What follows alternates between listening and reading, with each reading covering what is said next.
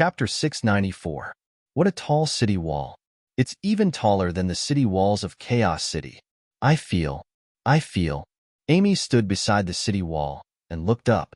The more she looked up, the more she lost her balance and fell backward. You can't look at such a tall city wall like that. Meg caught Amy with a smile. When they left Rodu, Amy was only a few months old, so she definitely wouldn't remember coming here. Father, let's go into the city and have some good food. Amy looked up at Meg with wide, bright blue eyes. Meg looked at Amy's expectant expression, and he almost couldn't help but agree. However, he shook his head in the end and said, I'm afraid not today. Carols made his way over to a horse-drawn carriage with a small pagoda emblem on it and said, Mr. Meg, please get on this horse-drawn carriage. I'll get someone to take you to the second prince's manor. The king's birthday banquet is the day after tomorrow, and the second prince needs to personally confirm whether you can enter the royal palace. All right. Meg nodded calmly before carrying Amy onto the horse-drawn carriage. However, his heart began to race. It was all thanks to this second prince that Mag Alex had fallen into such dire straits. Even after so many years, the second prince still didn't seem to have given up on him. Instead, he was most likely still adamant that he was still alive. However, he was now going to the second prince's manor to meet him, and that was akin to sending a lamb into a tiger's den. However, one had to take risks in order to achieve success. Meg was gambling on the fact that even if his nemesis were to stand right in front of him, they wouldn't be able to recognize him as Meg Alex. That way, he wouldn't have to worry about being targeted by others in the future.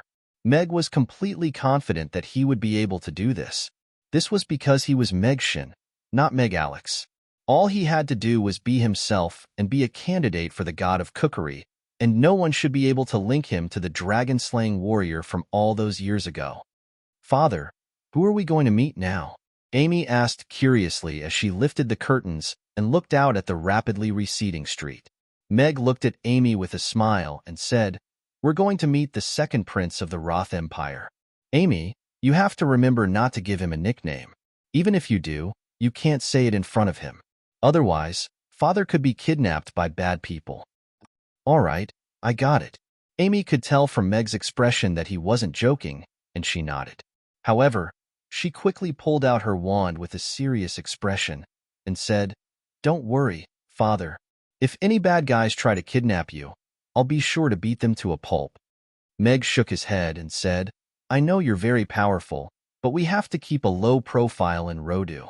We can't let too many people know that you're very powerful. Otherwise, they might force you to leave me. There are still many powerful bad guys in this world. I understand. I'll become even more powerful. Only then will I be able to protect Father. Amy looked at Meg with a serious expression. Good girl. Meg patted Amy's head with a warm smile and said, Don't worry. Father will also work hard to become more powerful. The horse-drawn carriage stopped outside a lavish manor, and Meg led Amy out of the carriage. He looked at the familiar scene in front of him with amazement on his face. There were large white stone pillars with intricate carvings on them, a stretch of Western-style domed buildings, a sprawling garden, and a fountain at the very center of the manor. In Rodu, where every inch of land was worth its weight in gold, there were only a handful of people aside from the second prince who could afford to own such a massive manor. Father, look. The water coming out of that toad's mouth is flying so high. Amy pointed at the fountain as she spoke. Meg looked in the direction that Amy was pointing and discovered that there was clearly a golden dragon in the fountain. However, due to Amy's height, the lower half of the golden dragon's body was obscured by the edge of the fountain, so it looked more like a toad. He picked Amy up in his arms with a smile and said, That's a golden dragon? A golden dragon that looks like a toad? It's so ugly. Amy looked at the golden dragon in the fountain with a disdainful expression. Meg took a closer look at the golden dragon condor and found that it was indeed very ugly. It didn't display any of the fearsome aura of a golden dragon, and if one were to only look at its head, it did indeed resemble a toad. The middle-aged man leading the way turned around with a nervous expression and said, Shoo, little girl, don't spout nonsense. This is a golden dragon that His Highness personally constructed based on the painting of the golden dragon drawn by His Majesty. If anyone else were to hear what you're saying, they'd lose their heads. Is it that scary? A slightly fearful expression appeared on Amy's face. She then took another glance at the fountain and said with a conflicted expression, "But it's still so ugly. All right, let's not talk about it anymore." Meg raised an eyebrow. This was most likely a case of a king who wasn't good at painting and a prince who wasn't good at sculpting, but they liked to do things that they weren't good at, and they liked to show off to others. Along the way, Meg saw a few more strange-looking sculptures. This was the first time that he had learned that the second prince had such a hobby in private. However, compared to the third prince's ability to carve lifelike sculptures out of a piece of wood, Joshua's hobby really did appear to be very amateur. The middle-aged man appeared to be a low-level manager, and he led Meg and Amy into a hall. He looked at the two of them and cautioned, "Wait here for now. His Highness will come over after he's done with his business. Be careful with what you say when you see him, especially you, little girl. Don't say anything that you shouldn't say." "Yes, uncle. I promise I won't say that the golden dragon sculpted by His Highness looks like a toad." Amy nodded obediently. "Thank you." Meg also nodded with a smile. He could sense the manager's good intentions, and he knew that the second prince's residence wasn't just jackals of the same lair. The manager nodded and turned to leave. He shouldn't have said so much, but the little girl was simply too adorable, and it was as if she had never been to the city before. She was curious about everything that she saw, and he was worried that she would offend His Highness, so he said a few more words to remind her. Meg looked around the hall.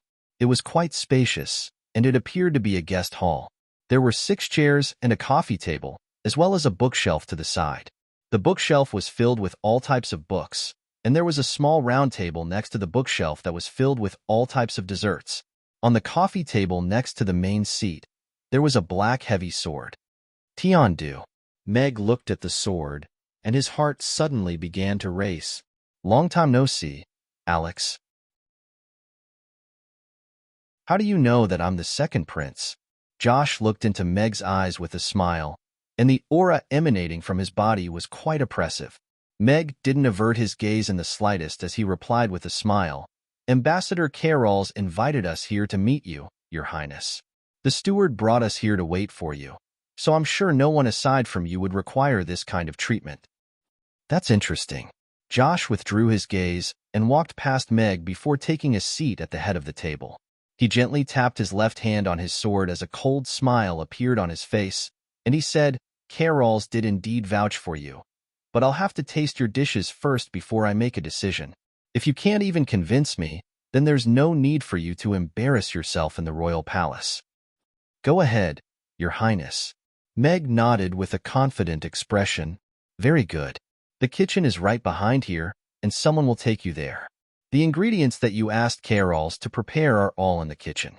Cook me all of the dishes that you plan to cook the day after tomorrow, and I'll taste them first." Josh nodded in response. "All right, Amy, let's go." Meg held onto Amy's hand. "I'll be done right away." Amy hurriedly grabbed all of the remaining biscuits on the plate before placing them into her little pocket. She allowed Meg to hold her hand as she continued to munch on the biscuits. Their figures are somewhat similar, but their appearances are completely different. No matter how he changes his appearance, his eyes won't change. However, I can't see any resemblance to Alex in his eyes. However, Alex doesn't know how to cook, so I'll be able to tell after tasting his dishes. Josh stroked his chin in contemplation as he watched Meg and the others disappear out the door. After exiting the hall, Meg's tense heart immediately eased significantly. This second prince really was a very meticulous person. In order to test him, not only had he brought out the Tiandu sword, he had also set up a huge trap for him, waiting for him to jump right in. The Tiandu sword was Meg Alex's personal sword. That sword had slain countless giant dragons, and it could be said to be one of the most renowned swords on the Norland continent. It was a testament to Alex's glorious exploits. If Alex had been the one standing here today, he would have most likely been exposed. Thankfully, Meg was already mentally prepared. Even though he wasn't very smart, at the very least, he didn't expose himself. The servant at the front led Meg to a large kitchen. The kitchen was very large, and there were chefs in white chefs' uniforms who were all busy in the kitchen. The sound of chopping could be heard incessantly. Even though it wasn't time for dinner in the second prince's manor yet, it would take a lot of time just to prepare the ingredients for everyone's meals in the manor. At this moment, many of the chefs were looking at the corner of the door with curiosity in their eyes. There was a square box on top of the stove, as well as two strange-looking pots and two large parcels. Many of the chefs had heard that the second prince had hired a chef from Chaos City to cook for the king. As soon as this news spread throughout the manor, all of the chefs in the manor erupted into an uproar. All of the chefs in the second prince's manor were top-notch chefs in Rodu. Rodu was the culinary capital of the Norland continent, and all of the chefs here felt that they were top-notch chefs. It was an extremely glorious thing to cook for the king, but who would have thought that a chef from Chaos City would snatch the opportunity away from them? That city had only been established for around 100 years and didn't have any culinary heritage, so how could they possibly produce any exceptional chefs? Many of the chefs were extremely disgruntled and indignant. After hearing that the chef was going to arrive today, and according to the servants who were carrying the parcels, these parcels had all been prepared by that chef from Chaos City, everyone's interest was piqued. They all wanted to see if this chef who had traveled thousands of kilometers to come here was really something. Chapter 696. Ever since Meg had opened his restaurant, he had become very much aware of this saying. As such, he was well aware of all of the resentful gazes directed at him, and he knew just how much resentment and anger these chefs were harboring. Of course, none of this had anything to do with him. He wasn't going to stoop to their level. Mr. Meg, all of your things are here, as well as the ingredients that we've prepared for you. If you need anything else, feel free to let us know at any time, the butler who had brought Meg here said with a smile. Meg carefully scanned through the items on the stove to ensure that all of the ingredients that he needed were present, and he nodded as he said, "That's enough. Thank you for your hard work." There were no gas stoves in this world, but Beat had already demonstrated to him the wisdom of the people of this world. Even with the use of a magic formation to provide heat, a magic stove could still provide a stable and efficient temperature, and one could also easily control the intensity of the fire. The second prince's manor naturally used such a magic stove, and Meg had bought one before coming here. He had spent half a day familiarizing himself with the temperature and control of the fire. Furthermore, prior to coming here, Meg had asked the system to modify the oven into a magic oven instead of one that required electricity. Only then would he be able to use it. Otherwise, where would he get the wires from would be a major problem. Meg had Amy sit down on a stool and eat some biscuits, while he put on an apron and chef's hat from his bag, and prepared to begin cooking. So this is the chef that the second prince recruited from Chaos City? He's so young. Can he really cook well? That's right. The chefs in Chaos City can't even compare to those in Rodu. If you ask me, any of the chefs in our kitchen are far better than him. He's so young, but he sure is arrogant. He brought so many things with him. Is he complaining that our kitchen utensils aren't good enough? The chefs didn't say anything, but the helpers and chefs had already begun to gossip about Meg. Meg listened to those arrogant words and just smiled. This was the lowest level of poisonous tongue. There was no way to cause any harm to him. He even felt like laughing. Most of the chefs in the kitchen were already middle-aged, and none of them were as energetic as the younger ones. However, many of them were still looking at Meg with disdain in their eyes. He was the head chef of the most renowned Dukas restaurant in Chaos City, and he had learned his culinary skills in Rodu. Of course, whether he was an expert or not, he would know as soon as he made a move. After all, they were still people with a reputation in this kitchen. They had to put on airs and not casually judge. Otherwise, what difference would there be between them and those apprentices? However, when the dishes were ready in a while, it would be their turn to comment. It was very refreshing to step on their peers. Meg brought out the condiments one by one and placed them in the positions that he was accustomed to. He then picked up the Kirin carp that was still swimming happily in the water tank beside him. He knocked the Kirin carp unconscious with the back of his knife, and the thin and long knife easily scraped away the fine and hard scales. He then made a series of cuts on the fish's body and pulled out a series of fish bones. In the blink of an eye, a pile of small fish bones had appeared beside the stove. Heh, Did you see that? That's the worst way to deal with Kirin carp. The scales are the most delicious part of the Kirin carp, and it's also the reason why it's so beautiful. Not only did he remove the scales, he also cut the fish into a mess. When he cooks it later, it'll definitely be reduced to a pile of minced meat.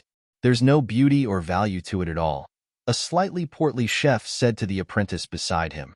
As the chef who was the most proficient in cooking fish, Matthew's words were naturally well received. It was indeed unheard of to deal with Kirin carp in such a manner, and all of the apprentices immediately began to fawn over him. With such a taste, it's no wonder that he can't cook a good fish.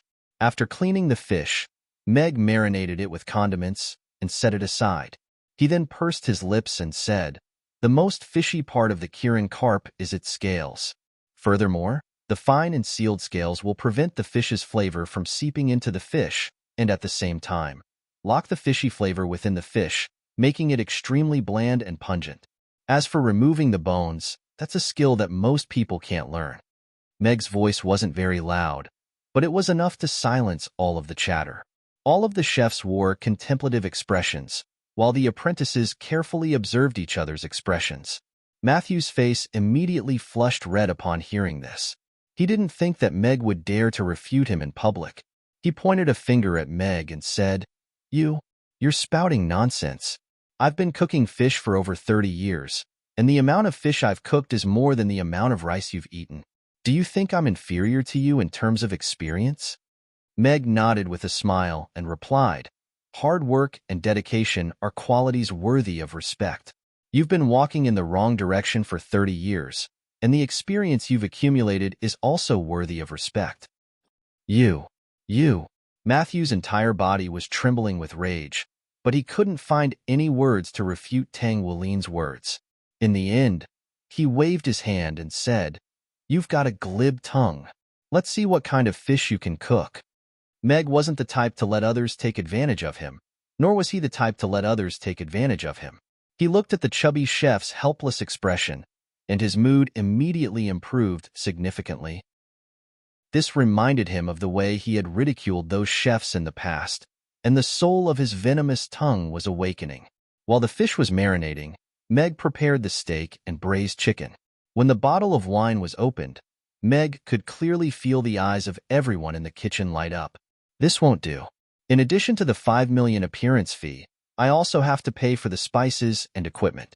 Just this bottle of red wine alone costs at least 200,000. Meg stuffed the cork back into the bottle and thought to himself, "I almost made a loss." The fish was roasting in the oven, the chicken was stewing in the casserole, and the steak was frying in the wok. Meg was cooking 3 dishes at the same time. The aroma of the beef and red wine wreaked havoc in the kitchen, and the aroma of the braised chicken began to drift along the lid of the wok. Only the fish in the oven was still unknown. However, everyone in the kitchen had already shut their mouths. Nothing could be more resounding, crisp, and silencing than being slapped in the face with real strength. Besides chefs, those who wanted to be chefs had stayed in the kitchen for a long time. However, none of the dishes cooked by a chef could make them want to smell it forcefully and swallow their saliva uncontrollably. However, Meg had done it. "It smells so good. I've never smelled meat that smells so good. Regardless of whether it's chicken or beef, they're all incredibly delicious," an apprentice exclaimed. An apprentice sighed with emotion. Everyone around him nodded in agreement. They all stood on their tiptoes, trying to see what Meg had put in the pot. Why was it giving off such an alluring aroma? Even if the beef and chicken are delicious, the fish might not be as good. Matthew harumphed coldly, and his fists were already unconsciously clenched. Ding! Chapter 697. Matthew was a renowned chef in Rodu. Back when he was the head chef of the Moisen Fish restaurant beside the Moisen River, there would always be a long line of customers lining up every day just to taste his signature fish. If there were any esteemed guests, an all-fish feast would be the most popular. Back then, the second prince had recruited him to his manor after eating an all-fish feast, and he was responsible for cooking fish. As such, Matthew was extremely confident that even the master chefs in the royal palace wouldn't dare to say that their fish was more delicious than his. After all, The second prince had personally said that his fish was more delicious than the ones he had eaten in the royal palace. However, Matthew was still rooted to the spot when Meg opened the door of the square oven. The intense spicy aroma of the grilled fish swept through the entire kitchen like a tornado. The intense spicy aroma made one's eyes narrow, but the aroma of the grilled fish made one salivate involuntarily, and they wanted to open their eyes wide to see just what kind of grilled fish it was. This was a peculiar aroma. The spicy aroma of the fish wasn't overshadowed in the slightest. Instead, it seemed to have been magnified. There was no fishy smell in the air, only the purest aroma of the fish. Even if it's grilled fish, how can it taste like this? Even the intense spicy aroma can't mask the aroma of the fish. How did he do it? Matthew felt as if his heart had been struck by an earthquake. The fish that Meg had cooked had completely upended his understanding of how to cook fish. It was completely different from his cooking methods, but the aroma emanating from it was completely unmatched. It stings my eyes, but it's also so fragrant. The spicy aroma of the fish is like a demon, infinitely magnifying the aroma, making you want to taste it right away. Chef Matthew's fish is also quite delicious, but it seems to be a little lacking in terms of aroma. All of the chefs were discussing among themselves as they inhaled the aroma of the fish, and they were already salivating. It stings your eyes, doesn't it? That's right. This is 3 portions of insanely spicy sauce, so it's only natural that it stings your eyes. Meg's lips curled up slightly. He and the second prince were mortal enemies, and he couldn't defeat him for the time being. However, it wasn't his style to not do anything, so this small gesture was a sign of respect. His Highness the second prince has arrived. At this moment, a voice sounded from outside. A young man in a luxurious blue robe walked into the kitchen. Your Highness. Everyone in the kitchen hurriedly bowed to Joshua to show their respect. This smell. However, Josh didn't pay any attention to them. He was staring intently at the roasting pan that Mag was taking out from the oven with a pair of large gloves on. His eyes narrowed as he exclaimed, "Is this fish?" Meg removed the lid of the braised chicken with a smile, allowing the aroma of the braised chicken to waft through the air. Yes, Your Highness. This is one of the 3 dishes that I prepared, the spicy grilled fish, the black pepper steak, and the braised chicken and rice. The aroma of steak, braised chicken, and grilled fish blended together to form the most beautiful symphony. Josh had tasted all of the food cooked by top-notch chefs, and he had tasted countless delicacies, but as he looked at the 3 dishes before him, he was still struck by the urge to try them. To him, this was something that was completely inconceivable. It had been many years since he had paid any heed to good food, but the urge to try it now was extremely clear to him. The aroma is indeed quite extraordinary, but I'll have to try to know how it tastes. Josh nodded in response, but he didn't express his preferences on his face. Instead, he maintained a calm and collected expression. It's just the aroma, but I don't know how it tastes. With such a spicy aroma, I'm afraid the fish won't even be edible, Matthew said in a slightly sinister manner. After calming down, he had regained his confidence.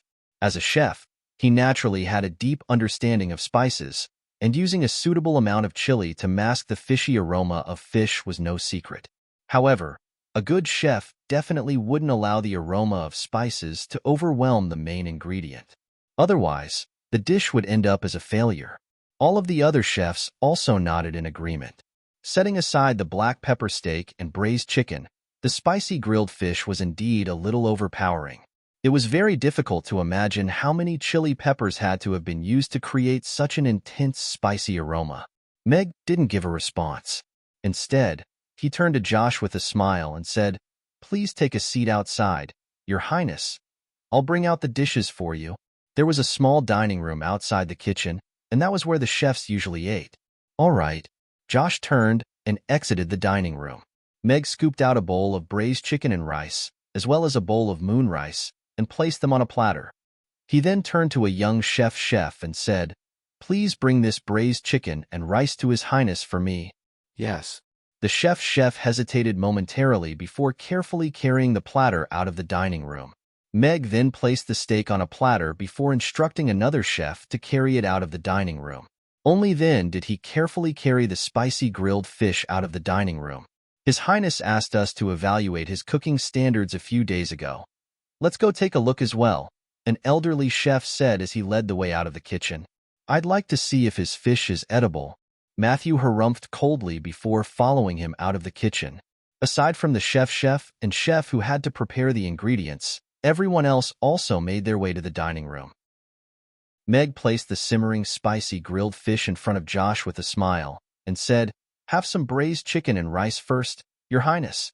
The spicy grilled fish has a slightly stronger flavor, so it's best to leave it for last." Josh picked up a piece of chicken with his chopsticks, and everyone's eyes were focused on the braised chicken before him. The golden chicken pieces were of an even color, and there were no blemishes at all. The potatoes were soft and tender, but they didn't fall apart. The lettuce was still tender and green, and the red and green peppers were interspersed among them. The rich aroma of chicken and shiitake mushrooms wafted through the air, and just the sight of it made one salivate involuntarily. The evenly sliced chicken pieces were able to perfectly absorb the flavor of the condiments and broth, and a layer of bright red broth was slowly being fed into the mouth. The broth that enveloped the chicken pieces was imbued with the rich aroma of chicken broth and mushrooms, and the delectable flavor instantly brought a sense of ecstasy to one's taste buds. It was as if one had been enveloped by chicken broth and shiitake mushrooms, unable to extricate themselves. Josh gently bit into the chicken, and the texture of the meat was extremely tender. The flavor of the condiments and shiitake mushrooms had perfectly seeped into the meat, elevating the flavor to a whole new level. Josh's eyes had completely lit up, and he couldn't help but exclaim, "The flavor is superb, and the texture is superb." He picked up a spoon with his left hand and drank a spoonful of broth. The aroma of the chicken broth was enhanced to the extreme by the shiitake mushrooms, and he felt as if all of the pores on his body had opened up as a warm and comfortable feeling spread through his entire body. After that, he scooped up a spoonful of rice. There was a small moon within each grain of rice, and it was exuding a faint fragrance. The rice was quite chewy, and after biting into the small moon, the aroma became even richer, and the more he chewed, the sweeter it became. Chapter 698. As the chefs of the Second Prince's Manor, no one knew better than them just how picky the Second Prince was when it came to food. All of them were renowned chefs in Rodu, but none of them dared to say that the Second Prince would finish all of their dishes. In fact, it was quite normal for him to not even take a single bite of their food. But now, the Second Prince, who usually ate slowly, was holding a pair of chopsticks in one hand and a spoon in the other. He was eating so happily that it completely overturned the image they had in their hearts. Is this braised chicken really that delicious? The same question popped up in everyone's minds at the same time. Matthew's expression darkened slightly upon hearing this. If Meg's dish was so popular with the Second Prince, then there was a very good chance that he would be kept as a chef at the Second Prince's Manor even if his dish was unpalatable. In order to be a chef at the Second Prince's Manor, one only had to be proficient in one dish, and the other dishes would be taken care of by better chefs. He was only trying to show off his expertise in front of his apprentices, but he didn't think that he would run into someone as stubborn as Meg. As such, he had no choice but to bite the bullet. The kitchen of the Second Prince's Manor wasn't a place for everyone to work for. If there was someone who could cook better than you, then you would be replaced. These were simple rules, but they were quite cruel when put into practice. Matthew was used to this kind of leisurely work, and he was a cut above the rest when he went out, so he didn't want to be kicked out just like that. Matthew's apprentices were also quite nervous. If Matthew were to be fired, then they would have to leave as well. The Second Prince's Manor wasn't a place that anyone could just join, and no one would be willing to do so. Everyone looked on in silence as Josh ate, and the sound of gulping could be heard from time to time. The bowl of chicken and rice was finished in the blink of an eye. Josh put down his spoon and looked at the empty bowl in front of him with a hint of surprise and yearning for more. He raised his head and gave Meg a thumbs up as he said, "That was unbelievably delicious." If there were any doubts in his heart about the relationship between Meg and Alex in the past, then all of those doubts had been completely erased. If even Alex could cook such delicious food, then he would be able to slay dragons with his Tiandu sword. He was a good chef, but he definitely wasn't a good knight. He had seen many chefs with superb culinary skills. Other than their superb culinary skills, very few of them were able to take care of everything else. Only with enough focus could one reach the pinnacle of a certain field. This was a law that was rarely broken. Therefore, the relationship between Meg and Alex was indeed just a coincidence. Furthermore, just this braised chicken alone was enough to convince him that Meg was going to present a dish to the royal palace the day after tomorrow. As such, he only needed to present this dish. "You flatter me, Your Highness." Meg smiled and nodded. "If it weren't for the circumstances, you wouldn't even get a chance to eat such delicacies." A commotion broke out in the dining hall. The second prince had never spoken to them in such a manner before. Although he had often praised them, it had never reached the level of inconceivable. It was clear that he was very satisfied with Meg's braised chicken and rice. Even if the chicken is good, the fish may not be good. Matthew forced himself to calm down, but he clenched his fists even tighter. Meg saw that Josh was inspecting the steak, and he reminded, "Cut the black pepper steak with a knife and dip it in the black pepper sauce to make it taste better." Josh picked up his knife and fork and took a whiff of it with a smile as he said, "There's the aroma of wine in this steak. This is a cooking method that I've never seen before. Let me try it." The first dish had already received high praise from the second prince, so the second dish naturally attracted the curiosity of everyone in the dining hall. "It's definitely going to be super delicious." Amy, who was lying on the corner of the table, murmured to herself as she looked at the grilled fish on the table. The biscuits were delicious, but it was almost time for dinner, so of course her father's cooking was better. The knife sliced through the tender steak, and the red meat and red wine seeped out. The aroma of red wine in the air became even more pronounced, and Josh's eyes lit up. He wasn't a wine drinker, but every time the king received a special offering from the Buffett winery, he would send a box of it to his residence. As such, he was quite familiar with wine, and he was able to tell the difference between good and bad. The aroma of this red wine was most likely not inferior to that of the Buffett winery's special offering. It appeared that just the ingredients used to cook this dish were quite extraordinary. The beef was dipped in the gray pepper sauce, and Josh placed it into his mouth. He gently bit into it, and the rich gravy and red wine seeped out of the tender beef. The unique aroma of the black pepper enhanced the aroma of the beef to a whole new level. As he chewed carefully, the aroma of the meat filled his mouth, and he felt an unprecedented sense of blissful satisfaction. Josh's eyes were already closed, and he was slowly chewing on the beef with a blissful smile on his face. He had already forgotten how long it had been since he had tasted such blissful food. There was no need for him to say anything, and everyone could already see the answer on Josh's face. It was clear that this second dish was also very satisfying to Josh. This was the expression that chefs wanted to see on their customers' faces the most.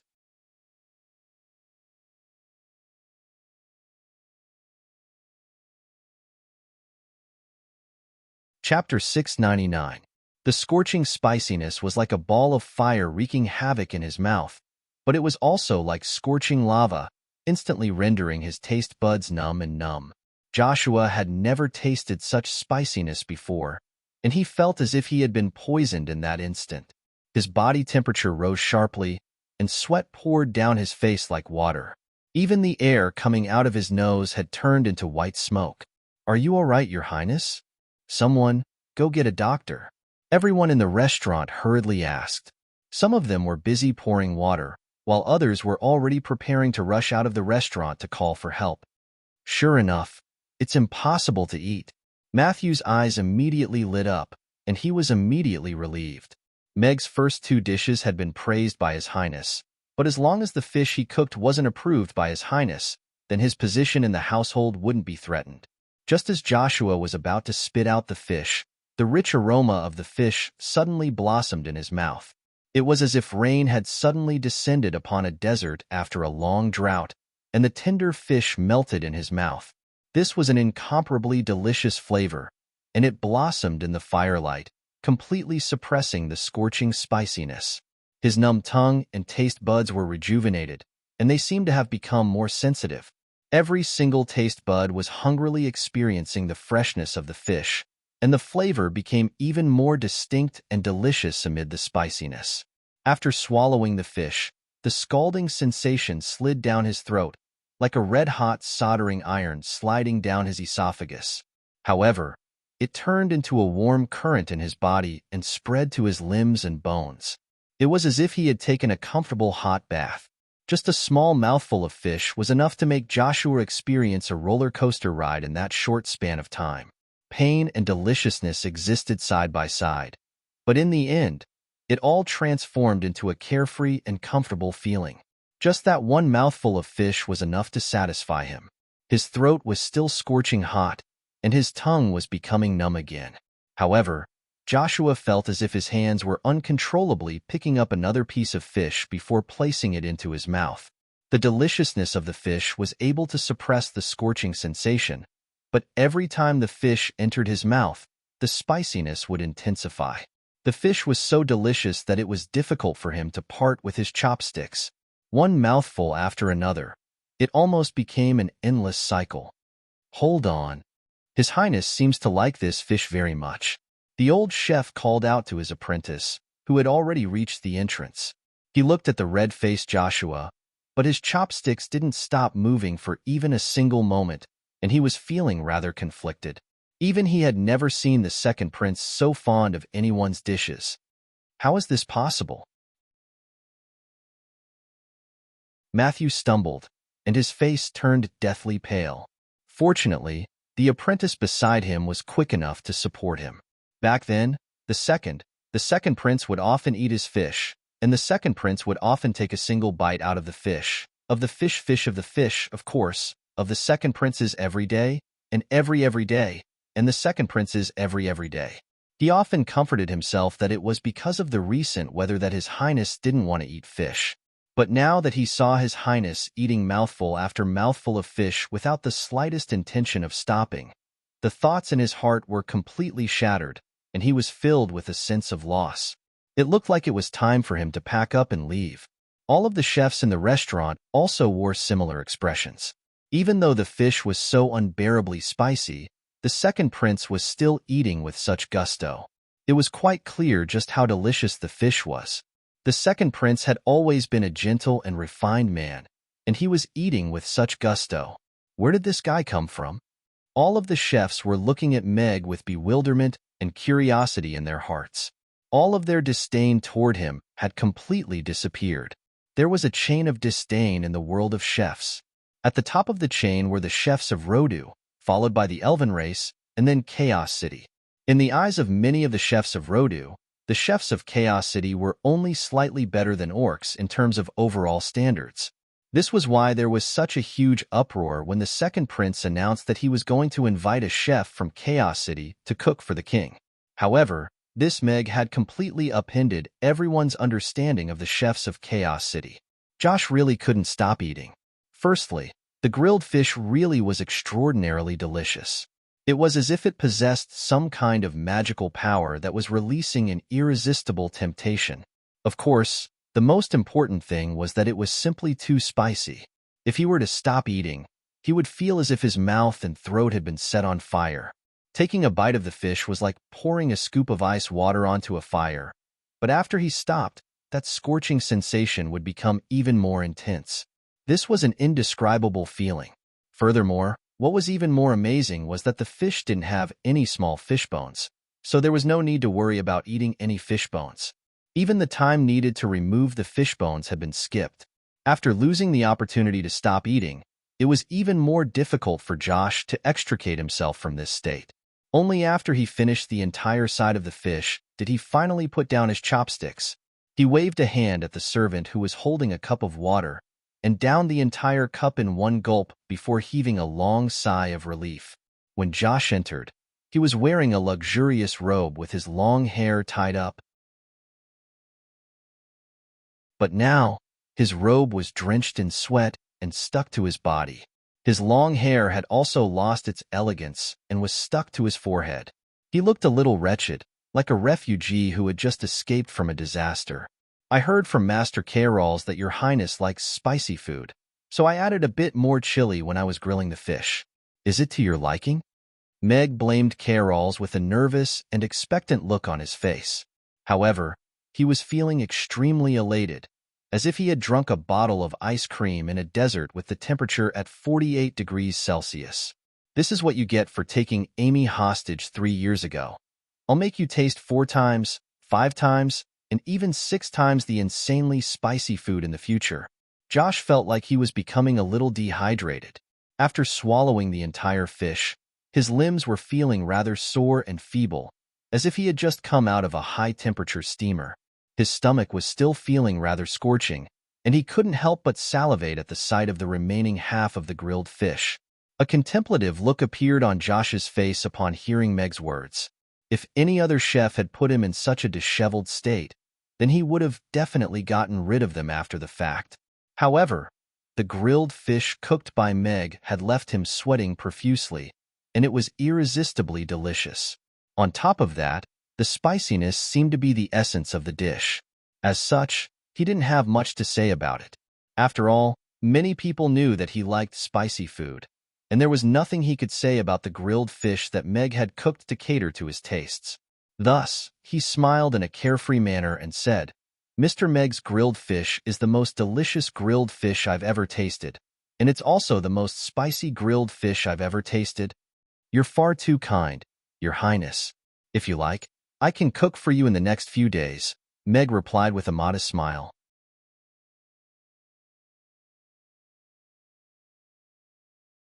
Chapter 700. I can't believe he's going to cook for the king just like that.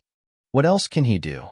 When have you ever seen His Highness eat so much in one meal? It must be delicious. I heard that he defeated head chef Beat from Dukas Restaurant in Chaos City. He really is very powerful.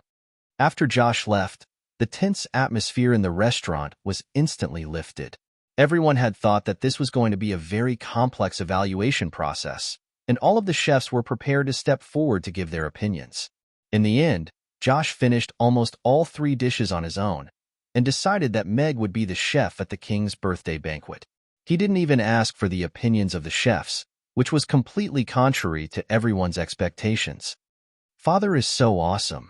Amy looked at Meg with reverence in her eyes. Let's go and have some food. Meg patted Amy's head with a smile, and felt as if a heavy stone had been lifted from his heart. The 3 portions of insanely spicy dish were very satisfying. Furthermore, judging from Josh's performance, he had most likely already drawn a clear line between him and Alex. Thus, he had achieved half of his objective on this trip to Rodu. Can we eat Father's food? Amy asked with an expectant look in her eyes. Of course. The braised chicken and rice is enough for 3 people, and I can also cook a steak for Amy. Meg nodded with a smile as he led Amy out of the restaurant. That's great. Amy yelled with elation. Meow. Ugly Duckling was a little anxious, as if it were frantically hinting at something. You have a share too, Meg said with a smile. Ugly Duckling, if you pretend to faint the next time we fly, I won't give you anything to eat. Amy poked Ugly Duckling's head with a disdainful look. Meow. Ugly Duckling pursed its lips in an aggrieved manner, as if it were saying that it really did faint.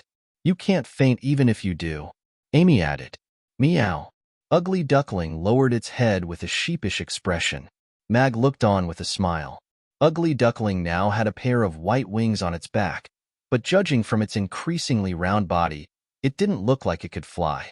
He still found it hard to imagine a round orange cat being carried by 2 small white wings. The picture was too beautiful to look at. Meg took Amy out of the restaurant. Matthew, who was a little pale, quickly walked to the table, grabbed the chopsticks that the second prince had used before, and put a piece of fish into his mouth. Hot, hot, hot.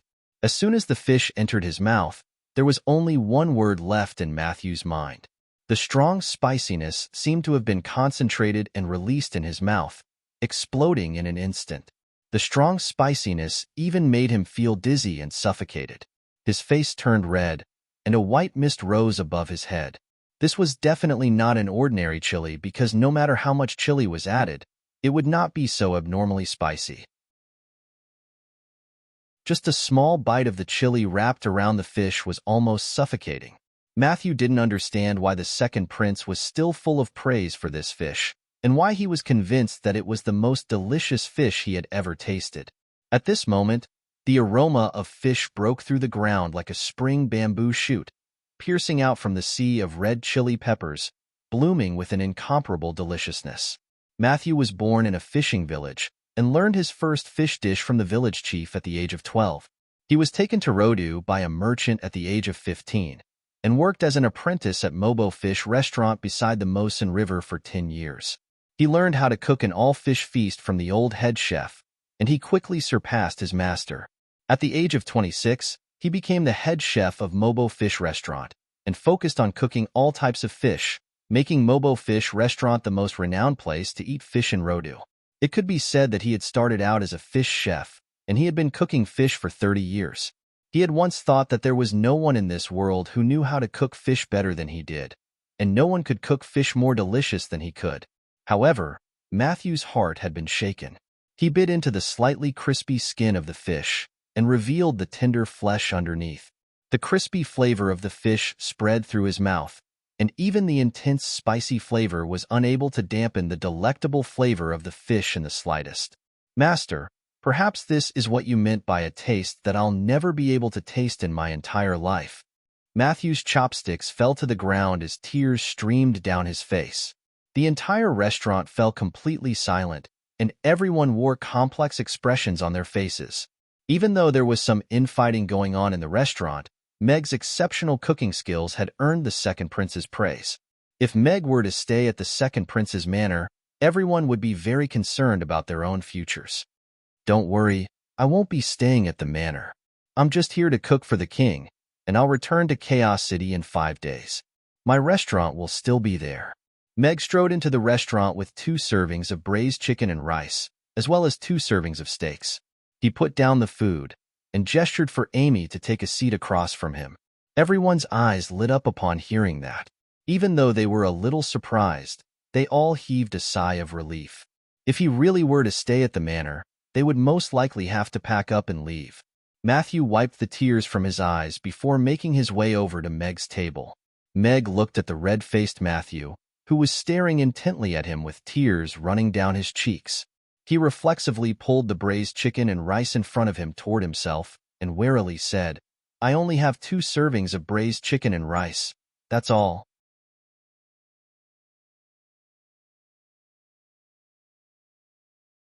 Chapter 701. Well, it seems like Mr. Mac really went on a long trip this time. I've been waiting at the door for a whole day, but I haven't seen him or the little owner. Although Mr. Mac wrote a leave request, I'm still so angry. If I were his boss, I would never allow him to leave. 5 days. Heavens, will I be able to live until Boss Mag comes back? Put down your biscuit before you talk. At the door of Mamie's, a few customers were looking at the leave request on the door. They were all crestfallen and disappointed. "Let's go. Mr. Mac is a man of his word. If he says he'll be back in 5 days, then even if he comes back on the 4th day, he won't open until the 5th day. I'm going to an ice cream shop to get some ice cream to soothe my broken heart." Harrison got into the carriage with his hand over his heart, looking hurt. "Boss, what should we do? Mr. Mac isn't home. I don't think we can eat the holy Ruggiamo." Mond asked Sargeras with a conflicted expression as he carried a large sack. The other lava demons also had similar expressions. Sargeras looked at the closed door of the restaurant and rubbed his bald head as he loudly said, "Well, we have to understand Boss Mag. The 3rd batch of warriors from our tribe will be here in a few days. Let's take this opportunity to save some money so that we can treat them with the most sumptuous Ruggiamo." "What shall we eat tonight?" Keel asked. Sargeras thought for a moment, then waved his hand. "Let's go. Let's eat chicken tonight." In a big blacksmith shop in Aiden Square, strong dwarven blacksmiths were swinging heavy hammers and forging weapons. The temperature was hot, and the sound of hammering was endless. Cyril was napping on the table in the next room with cotton in his ears. He was not affected by the noise at all. At this moment, a young man who looked like a butler walked in quickly. He stood by the table and said excitedly, "Young master, according to the news from Blue Suede, they haven't even sold a single piece of clothing. Furthermore, Other than the workers who tidy up the warehouse, they've also hired more than 10 tailors to make clothes in the shop at the same time. Furthermore, they're paying double the salary. Just hiring these tailors costs a lot of money a day. Blue Suede is getting more and more unable to make ends meet. What? Cyril pulled the cotton out of his ears and stood up. The butler said excitedly, "The Suede is still losing money, but we've received 2 big orders since you took over. As long as we can finish the work on time, we'll make at least 1,000,000 copper coins after deducting the salary. We'll win this profit competition." Great. Cyril clapped his hands happily. He paced around the room and said to himself excitedly, "Gloria, let's see how you're going to compete with me. The Moriton Manor will always be mine."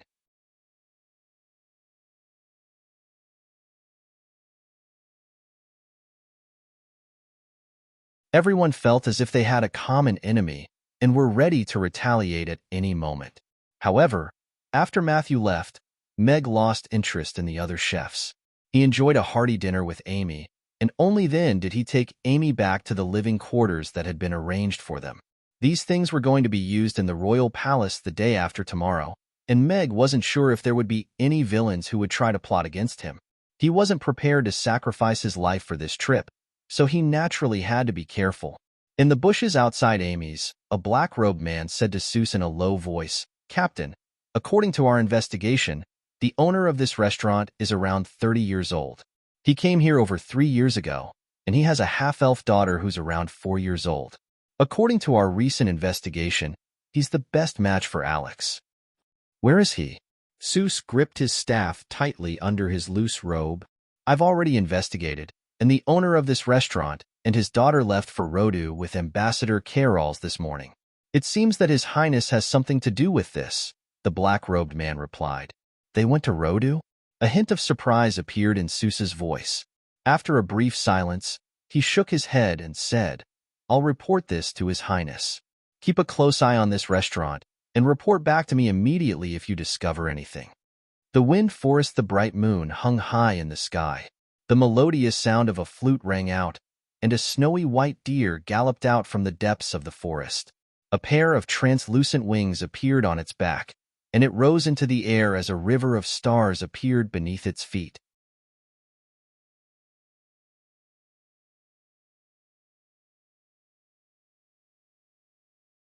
Chapter 702. On their first night in Rodu, Meg had thought that he would have trouble sleeping, but he fell asleep as soon as he lay down on the bed. The next morning, he was woken up by a knock on his door. He put on his clothes and went out, only to find that it was the butler who had led them here the night before. His name was Kaido, and he didn't have much power in the second prince's manor. In this massive manor, Meg was naturally just a small fry. Even though he was going to cook for the king the next day, in Josh's eyes, he was still just an ordinary chef. "Did you sleep well last night, Mr. Meg?" Kaido turned to Meg with a smile. He had heard about what had happened the night before, and the second prince was very pleased with this man who was far less adorable than his daughter. As such, he was going to cook for the king's birthday the next day, and had become one of the second prince's favorites. "Yes, I did very well." Meg nodded with a smile. He looked at the time to find that it was only just past 6 in the morning, and he was wondering why Josh had woken him up so early. Kaido seemed to have detected Meg's confusion, and he hurriedly explained, "Mr. Meg, His Highness told me yesterday that he wants to have your steak and braised chicken and rice for breakfast, so I came to visit you early in the morning." "I see. Then please wait for a moment, and I'll go to the kitchen after I talk to my daughter." Meg nodded. Josh sure was a big shot, ordering food early in the morning. After entering the room, Amy was just opening her eyes in a daze, and he made his way over to her with a smile as he said, "Amy, I'm going to cook now. If you wake up later, wait for me in the room, and I'll take you to eat." "All right." Amy nodded before rolling over and falling asleep again with Ugly Duckling in her arms that Meg had picked up from under the bed. "Did His Highness say that he only wants steak and braised chicken and rice?" Meg asked as he followed Kaido into the kitchen. "That's right. His Highness told me that he only wants steak and braised chicken and rice." Kaido nodded and said with a smile, "Mr. Meg's culinary skills are truly amazing. I've never seen His Highness specifically point out whose dishes he wants to eat." It's a pity that you don't want the spicy grilled fish, Meg said with a wistful expression. Huh. Kaido didn't understand. Meg didn't ask any more questions. Instead, he changed the topic and asked Kaido about the situation in the mansion. Kaido was certain that Meg would be kept in the second prince's residence. Moreover, he was certain that Meg would become a very popular person. Therefore, he told him everything he knew. He didn't have any doubts at all. She resisted the urge to drug Josh, and instead made steak and braised chicken and rice for Josh. After that, she made breakfast for herself, Amy, and Ugly Duckling. She then grabbed a lunchbox from the kitchen and put all the dishes into it. When she returned to the courtyard with the lunchbox, she was stunned when she opened the door. In the room, Crassus and Amy were sitting at the table, staring at one another. Ugly Duckling was dozing off in Amy's arms, and it still hadn't opened its eyes. "What brings you here, Master Crassus?" Meg walked in with the lunchbox in hand, and a surprised look appeared on his face. Crassus took the lunchbox from Meg's hands without any hesitation, and said as he opened it, "I set off in the middle of the night in order to make it in time for your breakfast. But the second prince's mansion, I can even enter the royal palace whenever I want to. This is nothing compared to the second prince's mansion." Crassus placed a plate of steak in front of him, and nodded with satisfaction before placing another plate in front of Amy. He then looked at the 2 plates of braised chicken and rice, and a hint of disappointment appeared on his face as he said, "Why isn't there any Yangzhou fried rice? Shouldn't you be eating something lighter this early in the morning?" Meg handed the cutlery to Crassus with a smile, and said, "Yangzhou fried rice requires too many ingredients. This isn't Amy's, after all, so I can't cook it here. Please make do with this, Master Crassus."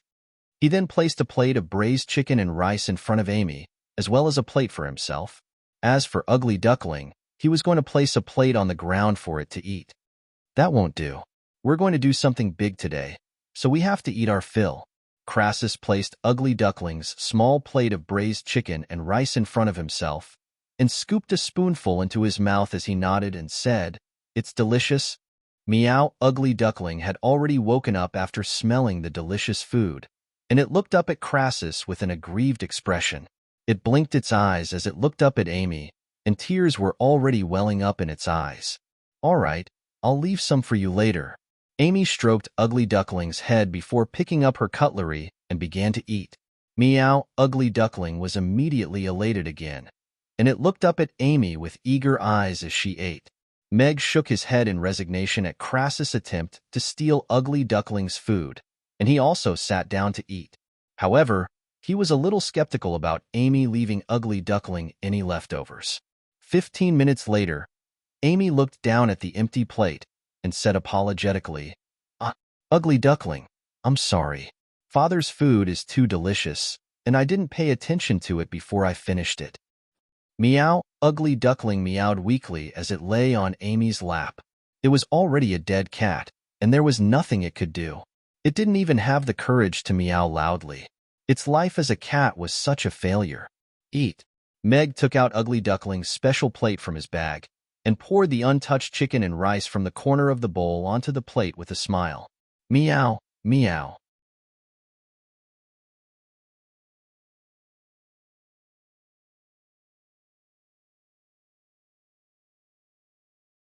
Chapter 703. "Where are you going, Mr. Meg?" Kaido asked curiously as soon as Meg and the others left. "It's rare for us to come to Rodu, so we're going out for a walk," Meg replied with a smile. Of course, he wasn't going to say that he was going to the Magus Tower. "I see. His Highness was very pleased with the breakfast, so he asked me to ask Mr. Meg if you're going out. We'll prepare a carriage for you." Kaido nodded before changing the topic with a smile, and said, "However, His Highness really likes your cooking, so he instructed Mr. Mag to prepare lunch for us as well. Hence, we have to come back before noon. We're very busy at noon, so we won't be able to come back in time. Tell Josh that I'm taking my precious disciple out to play, and Mr. Mac will be responsible for cooking for us. He can find someone else to cook for him." Before Meg had a chance to say anything, Crassus pursed his lips and said to Kaido, "Oh, right? Tell him that I'm Crassus." Crassus. It was only then that Kaido noticed Krasu, who was wearing a white mage's robe and holding a mage's staff that was taller than a man. His eyes widened, and he was stunned for a moment before he hurriedly nodded and said, I understand. There were very few people in the Roth Empire who didn't know that Crassus was a legendary magic caster who had established the Magus Tower status in the Roth Empire. He had also been the president of the Magus Tower for several decades, and even the second prince had to bow to him respectfully. Who would have thought that he would appear in the second prince's manner, and that his disciple would be Meg's daughter? Crassus was very pleased with Kaido's reaction. He waved a hand and said, "Prepare a carriage for us." "All right, I'll get it ready right away." Kaido hurried out as if he had been granted amnesty. The second prince had already left, so even if he was in the manor, he wouldn't refuse this legendary magic caster's request for a carriage. "Huh, Teacher Crassus, did you put a tiger on your face?" Amy asked curiously as she circled Crassus. "No? Then why was that uncle so scared when he saw you?" Amy was still puzzled. Crassus laughed heartily and said, "Powerful strength can make others respect you. Amy will also have the same strength as Master in the future. When that time comes, even if you don't put a tiger on your face, people will still respect you." "Then I think it's easier to stick to the tiger." Amy pouted. "Meow," Ugly Duckling meowed. "I'm not talking about you." Amy pressed Ugly Duckling's head down. Kaido came back quickly and brought Meg and the others to the front gate. A large black carriage with the second prince's insignia was parked at the gate. "Sir Crassus, please get in the carriage." Kaido smiled as he lifted the curtain and said politely. Crassus didn't even take a single glance at him before getting into the carriage.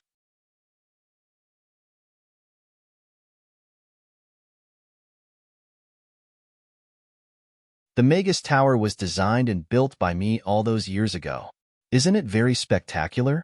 Oh, so it was designed by Master. I was wondering why a normal person would erect such a tall pillar of bamboo there. Amy nodded in understanding. "It's not a pillar, it's a tower." Crassus was feeling a little conflicted. In the past, this was one of his proudest works. He had once thought that he was a designer who had been held back by magic, and he felt quite regretful about it. "Got it. It's a pillar that looks like a tower." Amy nodded. "All right, then it's a pillar." Crassus conceded. There was no way that he could convince Amy about something like this. The horse-drawn carriage traveled for about half an hour before stopping at the plaza outside the Magus Tower's main entrance. Meg and the others alighted from the carriage. The grandeur of the Magus Tower was even more apparent in front of them. On the spacious plaza, the majestic tower that was constructed from huge black stones pierced straight into the sky. Standing in front of the tower, they were like ants, and they couldn't help but feel a sense of insignificance. Magicians wearing robes embroidered with the symbol of the Magus Tower walked in and out of the gate that was over 10 meters tall. There weren't that many magicians anywhere. "Master Crassus."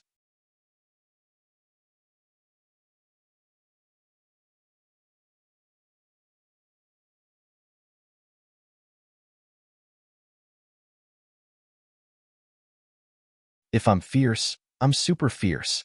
Amy hid behind Meg before handing Ugly Duckling over with both hands. "If you really want to pinch it, then pinch Ugly Duckling." Oh, Ugly Duckling had an expression on its face. "Who am I? Where was I? What are these horrible women going to do to me? Even his cat is so adorable." The eyes of the young ladies lit up even more. If it weren't for the fact that Crassus was standing right next to them, they would have most likely pounced on Amy to pinch her cheeks. Scary. Amy hurriedly withdrew Ugly Duckling and hid behind Meg. Meg also felt that these women were a little scary.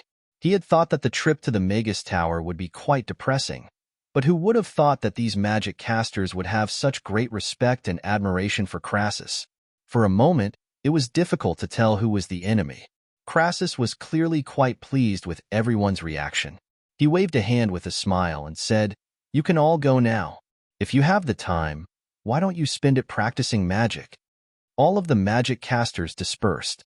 Even though Crassus didn't have an official disciple in the Magus Tower, all of the older magic casters in the Magus Tower had received guidance from him. Now, they were all the pillars of the Magus Tower, so no one dared to disobey him. "Master Crassus, I didn't think that you would be so powerful. Are you sure you didn't get too close? Only after everyone had dispersed did Amy emerge from behind Meg. She was still in disbelief as she stared at Crassus' face. Why didn't she realize that her master was so powerful in the past? Crassus was very pleased with Amy's performance. Nothing made him happier than being praised by his precious disciple. After all, it wasn't easy to hear praise from her. He stroked his beard with a smile and said, "The best is yet to come. Let's go in." "All right." Amy nodded and skipped behind Crassus with Ugly Duckling in her arms as they walked into the Magus Tower. Meg looked up at the towering Magus Tower and could vaguely see a magic barrier enshrouding the outside of the Magus Tower. It was said that this magic barrier could withstand 10th tier attacks, but the Magus Tower hadn't been attacked for many years, so it had yet to be tested. What would happen if Meg were to attack Alex at his peak? Meg wondered to himself. However, he quickly withdrew his gaze and followed Crassus toward the entrance.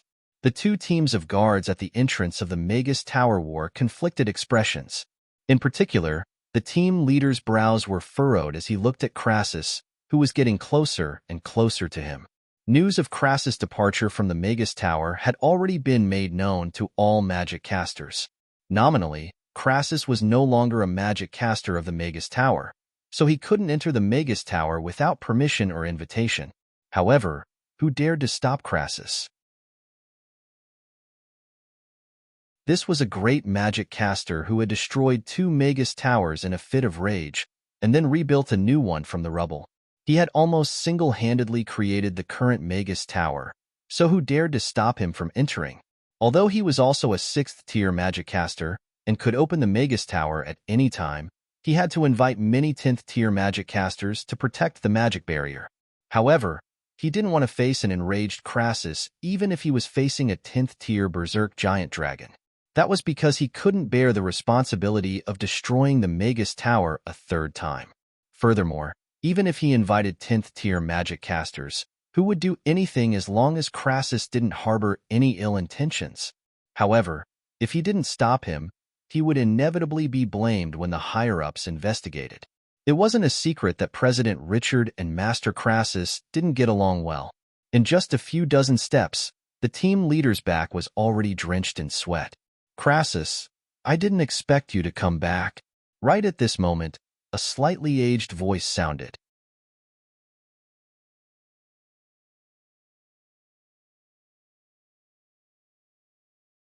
Chapter 705. The guard captain heaved a sigh of relief and stood off to the side. All of the magic casters also turned to the purple-robed magic caster standing at the entrance of the Magus Tower and bowed respectfully. "Greetings, President." Richard was the chairman of the Magus Tower's Board of Elders, the president of the Roth Empire's Magic Caster Guild, and the current owner of this Magus Tower. He was also one of the most powerful people in the Roth Empire. Crassus was the creator of the Magus Tower, giving all magic casters a place of pilgrimage and advancement, while Richard was the man who made the Magus Tower one of the twin towers of the Roth Empire. It was on par with the military, and the status of magic casters was greatly elevated. Meg narrowed his eyes as he appraised Richard. This man definitely had something to do with that incident. Without his orders, there definitely wouldn't have been so many magic casters in the Magus Tower. Richard was a tall and broad man in a purple Magus robe. His white hair was combed back neatly, but his beard was as black as ink. He stood at the entrance of the Magus Tower, looking at Crassus with a calm expression. He didn't seem to be surprised or elated at all, as if he had already expected this. All of the magic casters at the entrance of the Magus Tower were also completely silent. No one dared to make a sound, but no one left, either. All of them were carefully appraising Crassus and Richard. There had been rumors in the Magus Tower for a long time that Crassus and Richard were at odds with one another. However, Crassus had already withdrawn from the management of the Magus Tower in recent years, and was more like a spiritual presence. However, a month ago, news of Crassus' withdrawal from the Magus Tower was confirmed by the Magus Tower. Not only did this cause everyone's jaws to drop, it also indirectly proved that the relationship between Crassus and Richard had already reached an irreconcilable level. However, a month ago, Richard had sent his prized disciple to Rendezvous to challenge Crassus' disciple, only to be defeated. What was Crassus' intention now that he had brought his disciple to the Magus Tower? Crassus' reputation as the god of fire wasn't just for show. He looked like a benevolent old man, but as someone who had destroyed the Magus Tower on multiple occasions, his fiery temper couldn't be measured by his appearance. He wasn't the type to swallow his anger after being provoked. One was the spiritual symbol of the Magus Tower, while the other was the chairman of the Magus Tower's Board of Elders. If the two of them were to clash, and that was something that everyone's opinion, it was impossible to go out and help, but it was very important to support someone psychologically. Crassus also stopped in his tracks. He looked at Richard and asked with a smile, "Why? Can't I come back?" Richard frowned. "If you want to come back, no one will stop you, and no one can stop you. And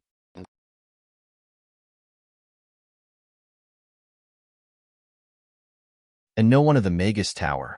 So why are you here today?" "I've never owed anyone anything. You asked your disciple's disciple to give me a gift. Today, I've brought my disciple here to return the favor." Crassus walked toward Richard. The crowd subconsciously parted to the sides. "And where's that fatso Brent? I told him to come to Chaos City within 10 days to apologize, but it looks like he forgot who I was after I left the Magus Tower." Crassus stopped in front of Richard and looked around with a hostile expression. "Crassus, you were once a founding member of the Magus Tower, but you're no longer a member of our Magus Tower. Don't try to do anything to President Richard." Elliot roared as his wand appeared in his hand, ready to strike at any moment. Crassus turned to Elliot with an amused smile and said, "You dare to attack me?" "I."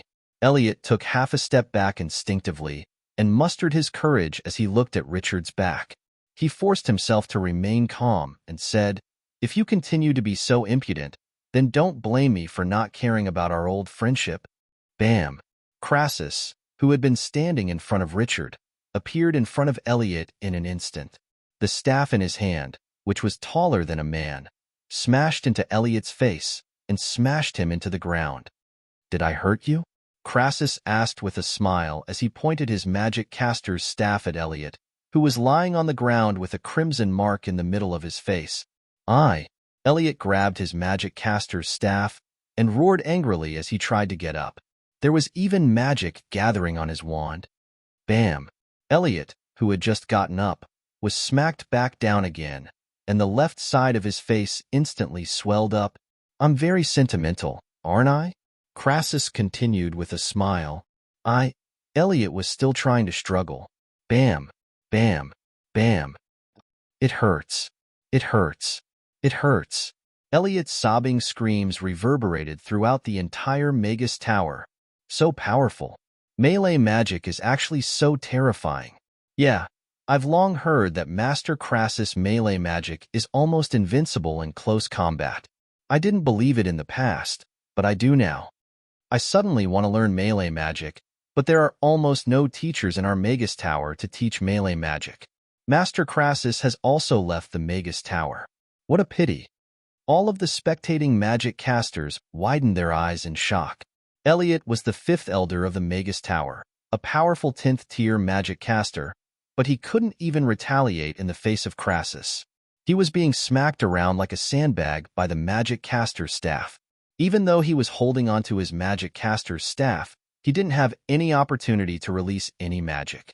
Even the magic barrier he had put up was easily torn apart by the magic caster's staff.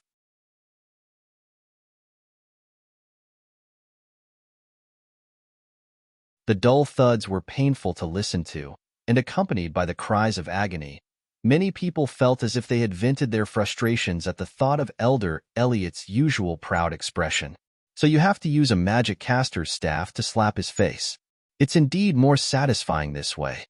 Amy stood at the side and clapped her little hands to cheer for Crassus. She looked as if she had just learned something. This old man's temper is indeed very fiery. Mag was rather speechless. Only Crassus would dare to beat up a 10th-tier elder in the Magus Tower's territory. Furthermore, most of the magic casters present didn't seem to be enraged by Crassus' actions. Instead, they seemed to be enjoying the show. "Enough!" Richard yelled. He raised his hand, and a water mirror appeared in front of Elliot's face. Bam! The magic caster's staff fell, and the water mirror shattered. However, it still landed on Elliot's face and knocked him unconscious. His swollen face was a horrible sight to behold. Enough? Crassus glanced at Elliot, who was lying on the ground, and nodded slightly. Seems like it. The veins on Richard's forehead began to throb as he flared up. Crassus, what are you trying to achieve by coming here today? Are you really going to make an enemy of our Magus Tower?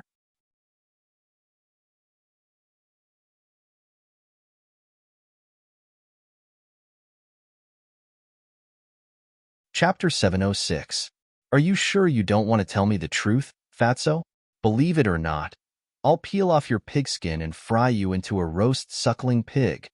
In a dark room, a woman was holding a chair, and she slammed it viciously into the kneeling Fatso, instantly pulverizing the chair into pieces. The Fatso huddled up in a corner with his arms wrapped around his head, and his voice trembled as he said, Princess, please spare me. I really don't know what you're talking about. Our Magus Tower really had nothing to do with what happened back then. Besides, roast pigs aren't supposed to be cooked like that. You're still trying to argue with me? I said it was done like that, so that's what he did. A chair suddenly appeared in the woman's hand, and she slammed it viciously into the Fatso's body. Elliot had been knocked unconscious, and even Richard had been threatened. All of the magic casters at the entrance of the Magus Tower fell silent upon hearing Crassus' words. After all, Crassus was no longer a member of the Magus Tower, and his purpose in coming here was to embarrass the Magus Tower. This was a slap to the Magus Tower's face.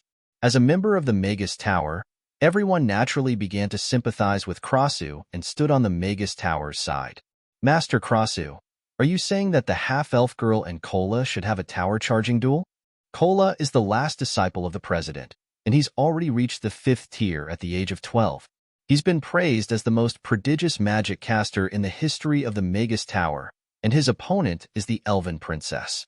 Not only is Brother Cola the youngest magic caster to reach the 5th level of the tower, he's also the fastest among all of the 5th tier magic casters. This little girl has only been learning magic for 2 months. How could she possibly reach the 5th level of the tower? All of the magic casters were discussing quietly among themselves. Even though they had heard many rumors about Amy's prodigy, none of the magic casters present believed that an adorable little girl like her could reach the 5th level of the tower. It wasn't easy to become a magic caster, and many magic casters were unable to reach the intermediate magic caster level in their entire lives.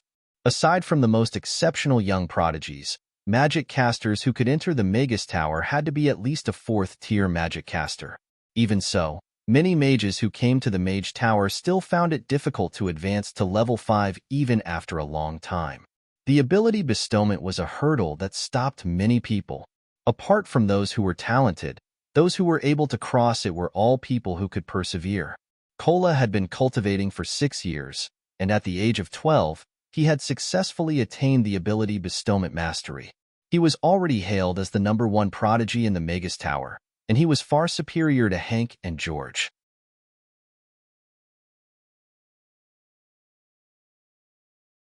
If Amy could successfully endow magic after only 2 or 3 months of magic, then what kind of terrifying talent was that? It was enough to shock the ancient and dazzle the modern. After being threatened by Crassus in front of so many magic casters, Richard's expression was obviously a little ugly, but he didn't lose control. He glanced at Amy, then at Crassus and sneered, "You've only accepted her as your disciple for 2 months.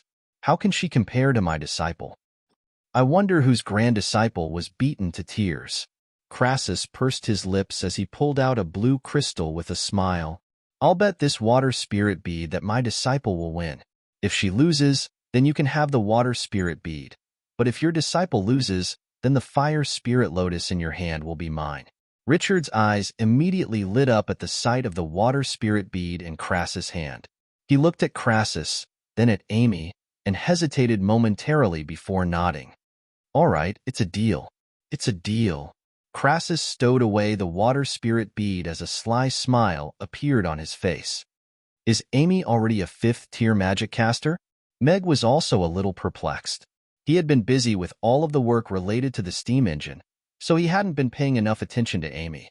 Both the water spirit bead and the fire spirit lotus were precious treasures of heaven and earth.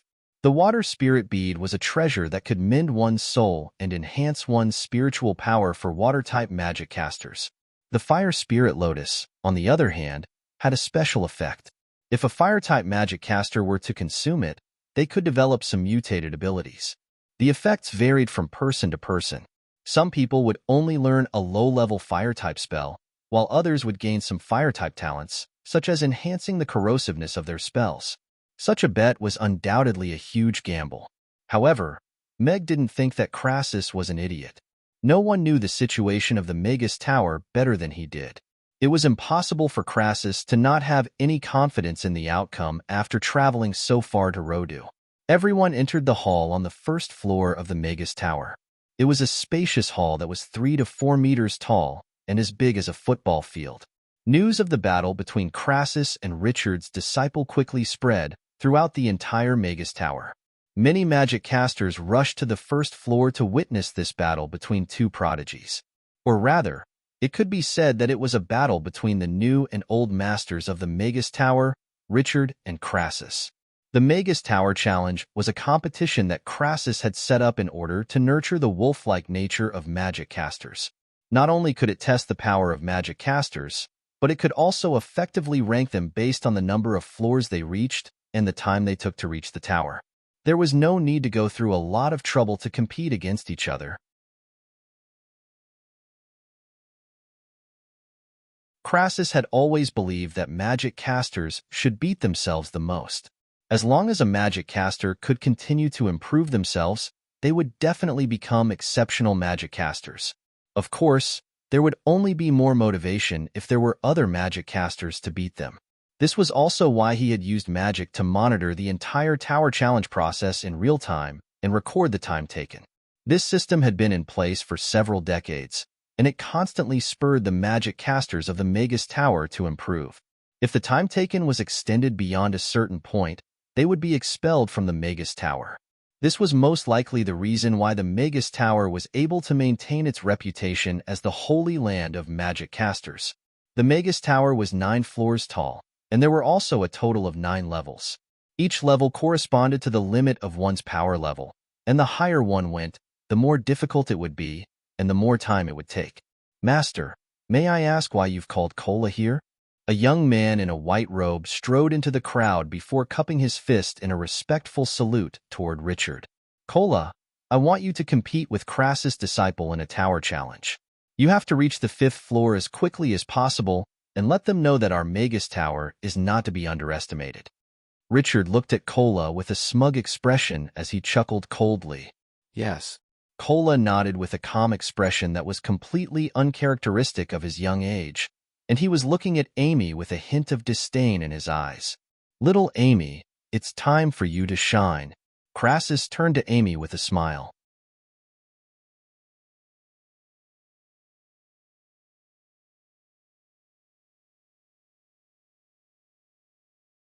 Chapter 707. Don't hit him. Let's go to the tower first. Crassus pointed at the 2 doors not far away from them with a smile, and said, After we go in, all we have to do is go to the 5th level. I see. All right then. Amy was a little disappointed as she withdrew her little fists. It appeared that she wouldn't be able to hammer him in the chest for the time being. Let's begin, Richard said in a calm voice. Sure. Crassus nodded without the slightest hint of nervousness. Be careful, Amy. Meg patted Amy's head. A test like this most likely wouldn't be dangerous. Otherwise, Crassus definitely wouldn't have allowed Amy to participate. Yes, father, I'll definitely get 1st place. Amy nodded obediently before handing Ugly Duckling to Meg before making her way toward the open door.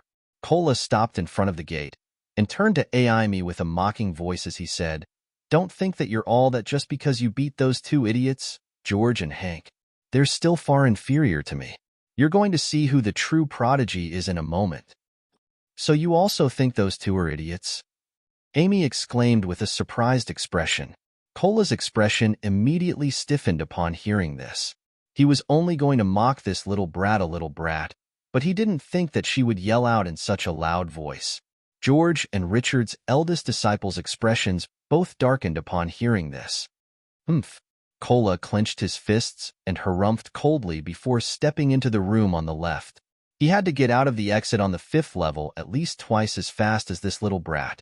Of course, she would probably only be able to get out of the exit on the 4th level. Master Crassus said that no matter what we encounter, we have to beat them with a single punch. Isn't that a little unfair to Master Julian? Amy also walked into the room on the right. The heavy black metal door slowly closed, and a 1-minute countdown appeared on the door. There was also a real-time broadcast and timer beside the door, so they could see the progress of both parties in real time. There shouldn't be any suspense in this battle, right? Kola successfully passed the 5th floor half a year ago, and his speed has been increasing over the past 6 months. Not long ago, he even broke the record for a 5th-tier magic caster. If we lose like this, then our Magus Tower will be completely humiliated. We're definitely going to win. If that little girl was also 12 years old, I think this would be another crushing game. Even though some of the magic casters were complaining about Amy's age, most of the magic casters present were clearly more optimistic about Kola's chances of victory. There has never been a pure melee mage who has charged into a tower before. Perhaps this will be a duel worth looking forward to. In the crowd, a tall and thin mage smiled as he muttered to himself. His eyes were fixed in the direction of the 2 doors, his face full of anticipation. Looks like it won't take long, Meg murmured to himself as he looked at the nonchalant smile on Crassus' face. Every second of the 60-second countdown seemed to be weighing heavily on everyone's hearts. Even though most of the magic casters had already decided that this was going to be a one-sided battle, no one could truly remain as calm as a placid lake until the final outcome was revealed. Even Richard was staring intently at the countdown on the door. 3, 2, 1. The countdown concluded, and at the same time, a ring of green light lit up on the black metal door. 10 seconds. Kola only took 5 seconds to clear the 1st floor. Someone in the crowd let loose a cry of surprise. The number on Kola's floor had already become 2, while Amy's floor was still 1. Richard's magic caster's face was filled with excitement and smugness. This was a good start. 20 seconds. Kola has passed the 2nd floor. Someone soon yelled with excitement. In just 30 seconds, Kola's number had already reached 3, while Amy's number was still at 1. 30 seconds. Kola has passed the 3rd floor. Half a minute later, the number on Kola's door had already reached 4, while the number on Amy's door hadn't changed in the slightest. There's such a huge gap between them. Where did she get the confidence to challenge Junior Brother Kola? Yeah, it looks like Junior Brother Kola will come out of the 5th floor, while she'll still be on the 1st floor. Could it be that melee magic casters are at such a disadvantage when it comes to tower charging? The 1st floor tests one's ability to evade low-level magic spells. The 2nd floor tests one's ability to control obstacles with their spiritual power. The 3rd floor tests one's ability to resist spiritual power. The 4th floor tests one's ability to use intermediate magic. And the 5th floor tests one's ability to use illusion and ability endowment in battle. All of these floors are like throwing eggs at a rock for melee magic casters. The magic casters from Richard's faction were already preparing to celebrate. All of the other magic casters were also a little disappointed. They had thought that this would be an interesting match between 2 evenly matched opponents, but it looked like this was nothing more than a boring match between the 2 of them. A smile also appeared on Richard's face. He had been searching for the water spirit bead for the past few years in order to make up for the mental ailment that he had suffered from many years ago, and he didn't think that the Crassus would deliver one to him today. Did you not find the door? Crassus murmured to himself as he raised his eyebrows in confusion. Did you forget to start running? Meg was also rather perplexed. Even if melee magic casters were at a disadvantage when it came to tower charging, Amy had learned long-range ice magic from Julian, so there was no way that she couldn't even pass the 1st floor. Can we go now? At the entrance to the trial floor, Amy reached out with her little hand to touch the transparent wall in front of her, only to find that it had disappeared. She thought to herself for a moment before slapping her own head. Crap, Master told me to run faster. A pair of wind-fire wheels appeared beneath her feet, and she disappeared on the spot. She moved. She passed the first floor in 61 seconds. Someone in the crowd suddenly yelled. The number on Amy's door had indeed changed from 1 to 2. However, even an ordinary fourth-tier disciple of the Magus Tower could easily pass the first floor in 61 seconds. The magic casters who had been bored and were about to leave only raised their heads to take a look before preparing to leave. She moved again. 62 seconds. She passed the second floor. However, everyone's eyes widened in disbelief as they stared at the number on the door that had changed from 2 to 3, as well as the 62 seconds. She passed the second floor in 1 second. How is this possible? The entire hall on the first floor was in an uproar. The magic casters were all dumbfounded, and their worldview was greatly impacted. This is impossible. Richard was also in disbelief. How could a fourth-tier magic caster pass the second floor in 1 second? 65 seconds. She passed the third floor. My God, who is she?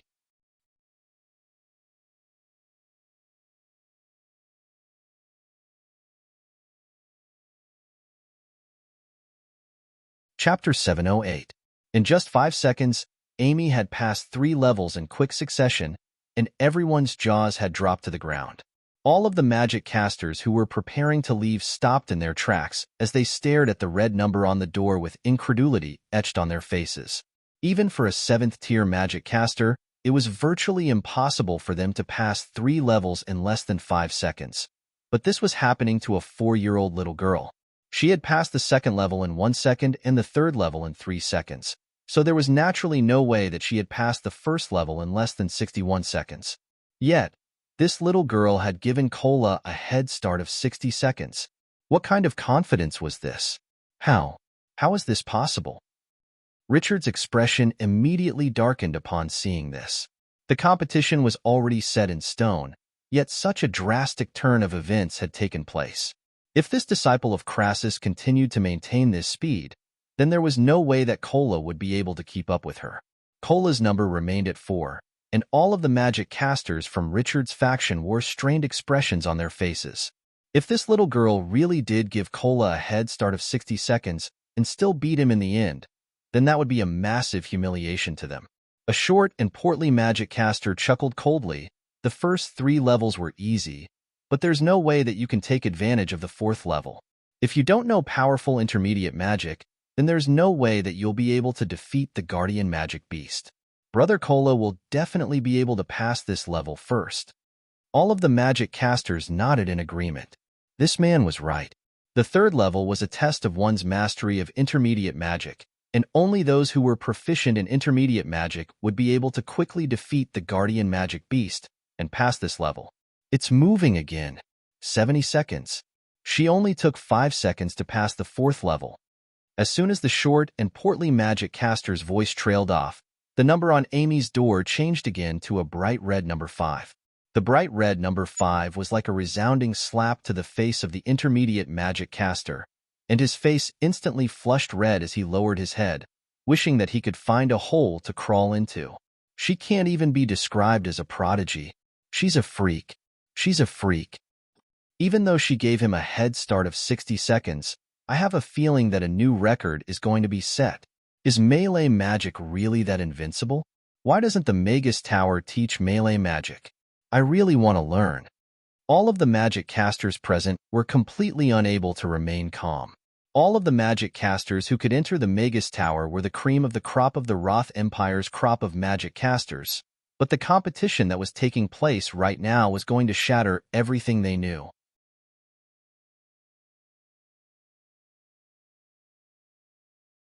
This face slap is as standard as a textbook. You have indeed learned my essence. Crassus stroked his beard with satisfaction, his face glowing.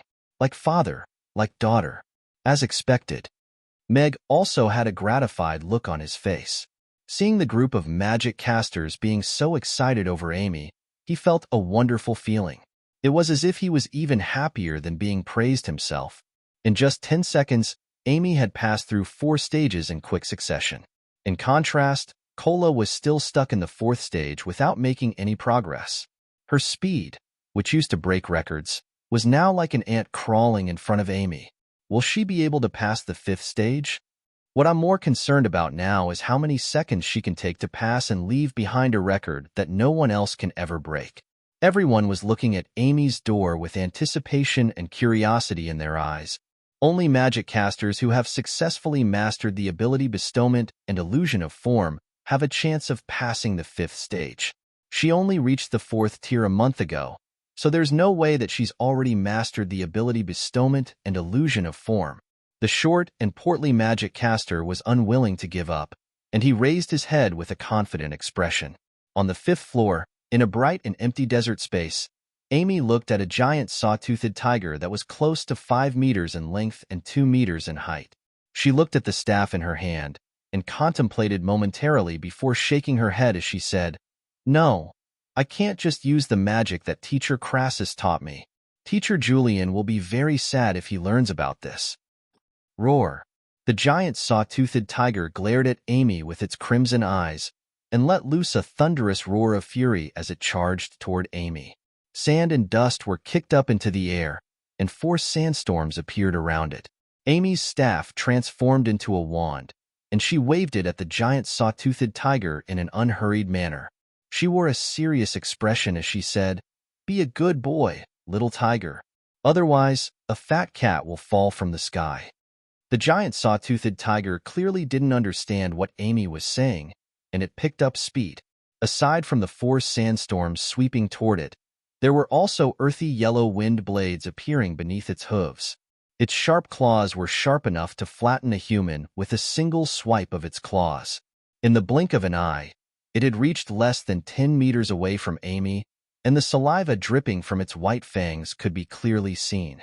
Right at this moment, a massive shadow appeared above the giant saw-toothed tiger. The giant saw-toothed tiger raised its head, and all it saw was a fat orange backside. Boom! A massive orange cat with a radius of over 5 meters came crashing down, crushing the giant saw-toothed tiger with its backside. The 4 sandstorms were also squashed like flies, and they couldn't even raise a single speck of sand.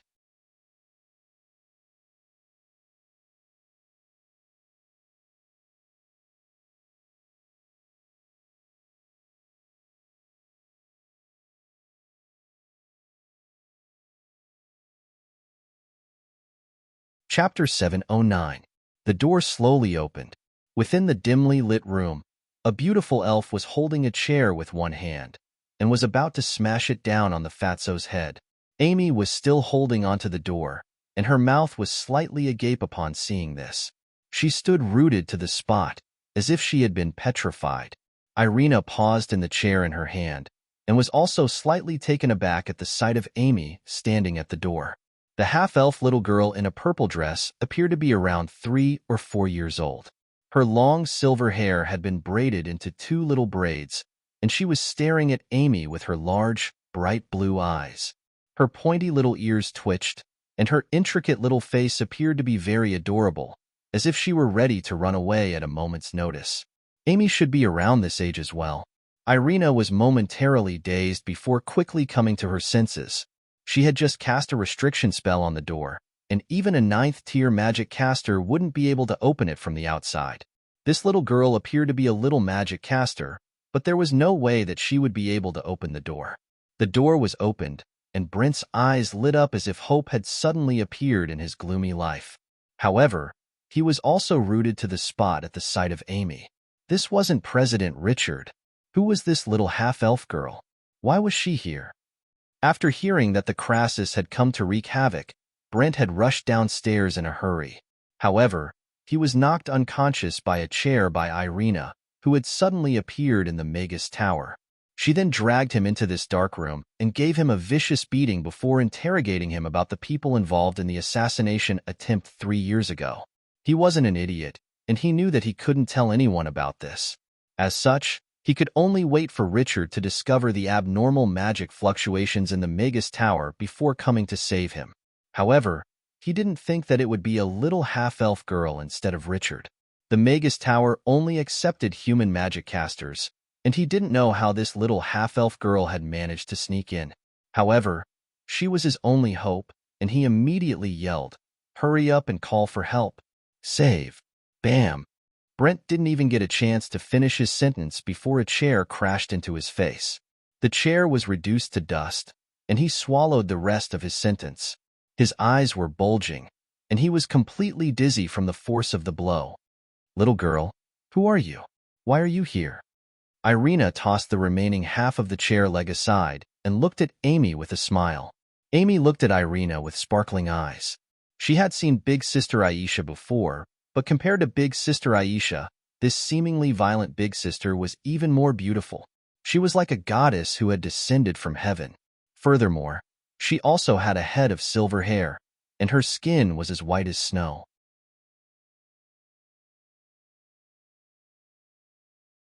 Her pair of small pointed ears were so white and thin that they seemed to be able to pass through light.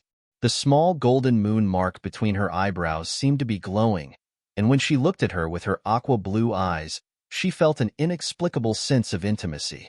However, the scene of Irina smacking the fat man in the corner on the head with a chair still shocked Amy. Who would have thought that not only was this big sister beautiful, she was also so cool? Could it be that she was also a melee magic caster? Slapping someone in the face was the most important part of melee magic that Master Crassus had taught her. As such, that scene was far too intimate. If it weren't for the fact that she knew that Master Crassus didn't have any other disciples, she would have already addressed her as senior sister. "I'm just a little elf passing by," Amy said in a feeble voice. Even though she felt very close to her, she still followed Meg's instructions to not reveal any information about herself to strangers.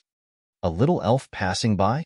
Irina faltered slightly before looking at Amy, who was standing in the doorway, and couldn't help but burst into laughter. It had been a long time since she had met such an interesting little girl, and she was inexplicably amused by her. A small chair appeared in her hand, and she extended an invitation to Amy as she said, "This is a bad guy. Do you want to beat him up with me?" "Okay, okay." Amy nodded without any hesitation before rushing into the room excitedly. She grabbed the small chair with both hands and mimicked Irina as she gestured toward Brent's head, as if she were trying to find a suitable angle. "You believe me so easily? Aren't you afraid that I'm a bad guy?" Irina looked at Amy, who was holding onto the small chair with a serious expression. "I'm not afraid. Father said that when two people fight, the ugly one must be the bad guy. Big Sister is so beautiful, so there's no way you're a bad guy." Amy shook her head with a firm expression as she pointed at Brent and said, "Then he must be the bad guy? Your father has a very good eye." Irina nodded, and her gloomy mood suddenly lightened up. Not only was this little girl very interesting, her father also seemed to be an interesting person, which was why he was able to say something so reasonable. Arg. Brent was still dizzy from the slap, and he had only just regained some of his senses when he caught sight of Amy, who was holding onto the small chair with both hands. "Shuh." Amy shushed him as she swung the small chair in her hand toward Brent's face. Bam! The sturdy wooden chair was almost instantly reduced to splinters, leaving only two legs in Amy's hands. Brent fell into a state of dizziness again. "You're a quick learner." Irina was just about to smash the chair into Brent's face when she looked at Amy with a hint of surprise on her face. This was a standard posture, and it was quite fitting for her. Hee hee.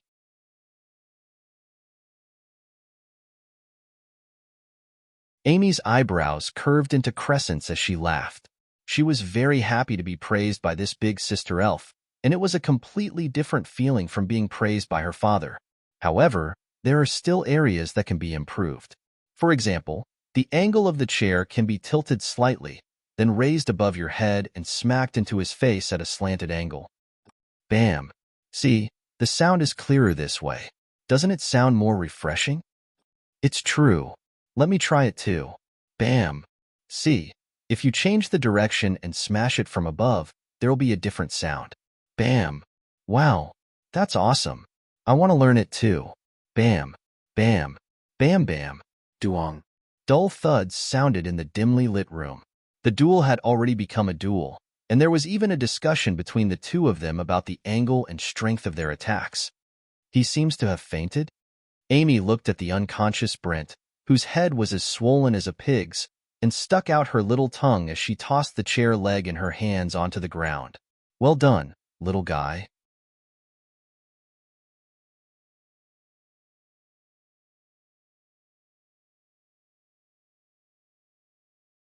Chapter 7:10. On the first floor of the Magus Tower, everyone was still reeling from the shock brought upon by Amy's unprecedented record. In that instant, everyone felt as if they were witnessing the rise of a legendary magic caster. A 3-year-old 5th-tier magic caster who had only taken 20 seconds to reach the 5th level of the Magus Tower. No one could predict or imagine what she would become in the future. In that instant, everyone seemed to understand why Crassus and Julian had set aside their century-old feud to accept a half-elf girl as their disciple. Crassus had even severed ties with the Magus Tower and left Rodu to settle in Chaos City. If they were to miss out on an exceptional prodigy like her, they might not be able to find another one even in 1,000 years. Richard's expression was still quite restrained, but his trembling beard and tightly clenched fists indicated that he wasn't as calm as he appeared to be. The fire spirit lotus wasn't very useful to him, but it was a treasure of the same caliber as the water spirit bead, and he had prepared to exchange it for it. However, he had lost it to Crassus so easily, and the water spirit bead didn't belong to him either. All of the magic casters under Richard's command had also fallen silent. The short and stout magic caster who had been so confident about Cola's victory had already retreated to the back of the crowd, not daring to raise his head. Crassus had left the Magus Tower and returned with his disciple, giving the Magus Tower a resounding slap across the face. The Magus Tower was still the Magus Tower. All of the magic casters present had to concede. In contrast, the normal magic casters didn't feel any ill will toward Richard. After all, he was like an elder who had watched you grow up, and you couldn't possibly retaliate if he taught you a lesson. Crassus hadn't accepted a disciple for over 100 years, so no matter how much of a prodigy she was, it wasn't all that hard to accept. Furthermore, compared to Richard, who had sent his disciple to trample on the human world right after Cola had accepted a disciple, what Crassus had done wasn't completely out of line. "Cola is coming out soon. Go get them," Richard instructed in a slightly hoarse voice. "Yes." A tall and thin magic caster nodded before quickly departing. "I'll go get Amy," Meg said to Crassus and quickly followed the tall and thin magician. He was not used to not having Amy in his sight, and this was the magician's tower. Crassus nodded slightly, then looked at Richard with a smile. He extended his hand and said, "Now, the fire spirit lotus is mine." "Umph." Richard harumphed coldly as he turned to Crassus and said, "I don't know what trick she's using to get to the top of the tower, but seeing as she's already succeeded, do you dare to face Cola in battle? Other than the fire spirit lotus, I'll also bet a flame amber spirit crystal." Crassus's eyes lit up. "Really?"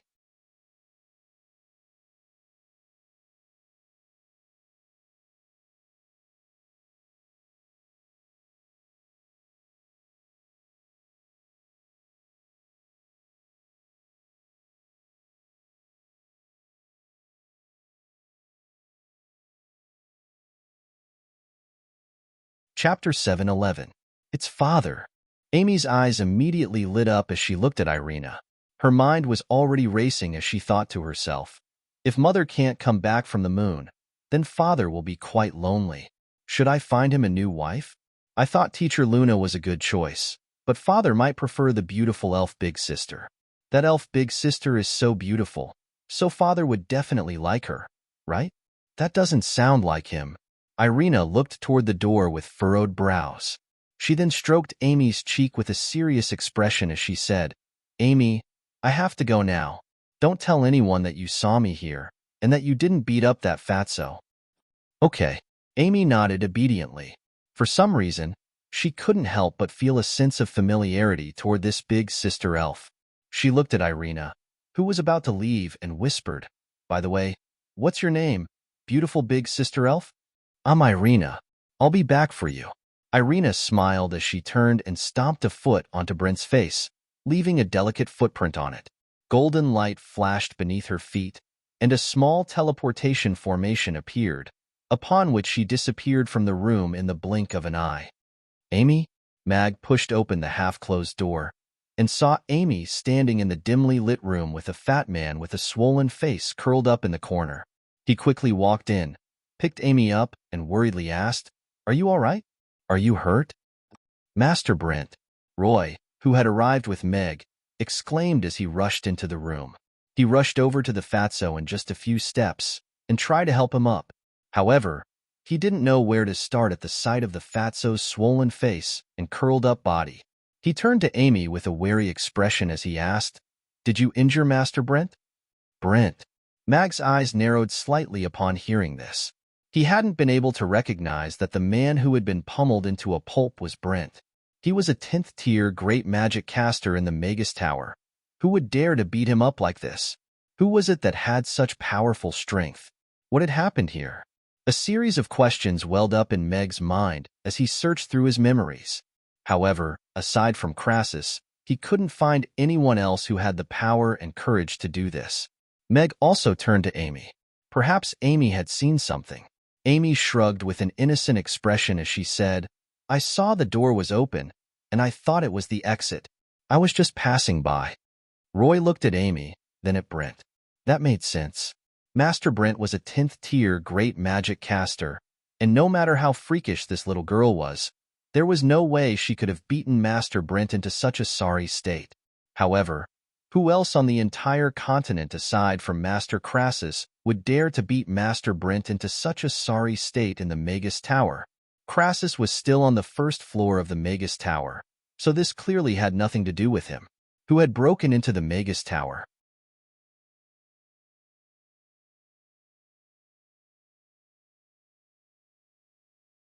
A sense of peril welled up in Roy's heart. If someone had managed to break into the Magus Tower and beat Master Brent into a pulp right in front of everyone's eyes, then who would feel safe in the Magus Tower? He had to report this to President Richard right away. "Seeing as this has nothing to do with you, then go downstairs right away." Roy stood up and gestured for Meg and Amy to leave the room. He then followed them out of the room, preparing to summon 2 more magic casters to carry Brent downstairs. He had to get the healing magic casters to treat Brent's injuries as soon as possible. This sandstorm python was a little more difficult to deal with than I expected. However, it only took me 2 minutes, which is around 10 seconds faster than the last time. A new record has been set. Cola, really was born to break through towers. Cola looked at the sandstorm python that had been reduced to a pile of sand, and he stepped into the exit with a smile. That little brat is most likely still in the maze on the 2nd floor. What a boring opponent. White light flashed, and Cola landed on the ground with a triumphant smile on his face. He was sure that he would be praised by his senior brothers and sisters for a long time again for this record.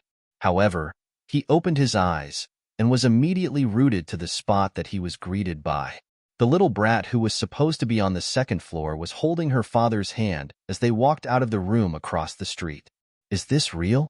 Cola closed his eyes before reopening them to find that Amy was still holding onto Meg's hand. Aside from them, senior brother Roy had also emerged from the room. How is this possible?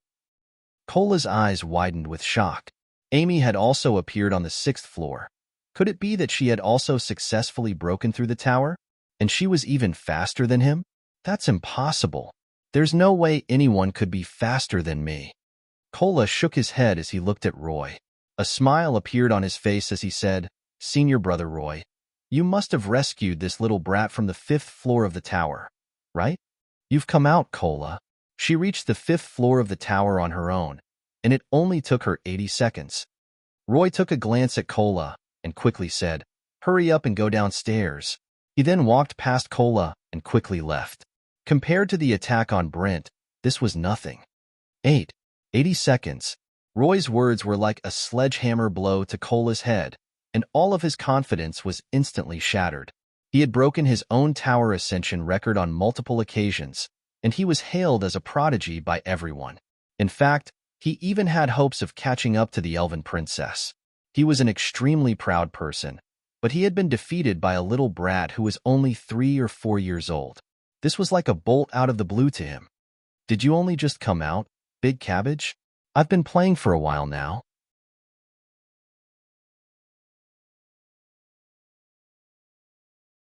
You have to keep working hard in the future so that I don't have to wait too long. Amy looked at Kola with a smile. I. Kola clasped a hand over his heart as he stumbled back a couple of steps. He felt as if his heart had been punctured. Aunt, let's go. Meg held onto Amy's hand as they made their way down the stairs. After turning a corner in the hallway, Meg picked up Amy and asked in a quiet voice, Amy, what did you just see? Roy didn't connect this incident to Amy, but he had seen something peculiar in Amy's expression, and he knew that Amy was definitely hiding something. Amy looked around before leaning over to Meg and whispering into his ear, Father, I saw a super beautiful big sister beating up a bad guy, and she even invited me to join her. She really is a super beautiful big sister. Super beautiful big sister? Meg faltered slightly upon hearing this, and a thought suddenly flashed through his mind. Aside from Crassus, there was someone else in this world who had the guts and ability to beat up Brent in the Magus Tower without being discovered.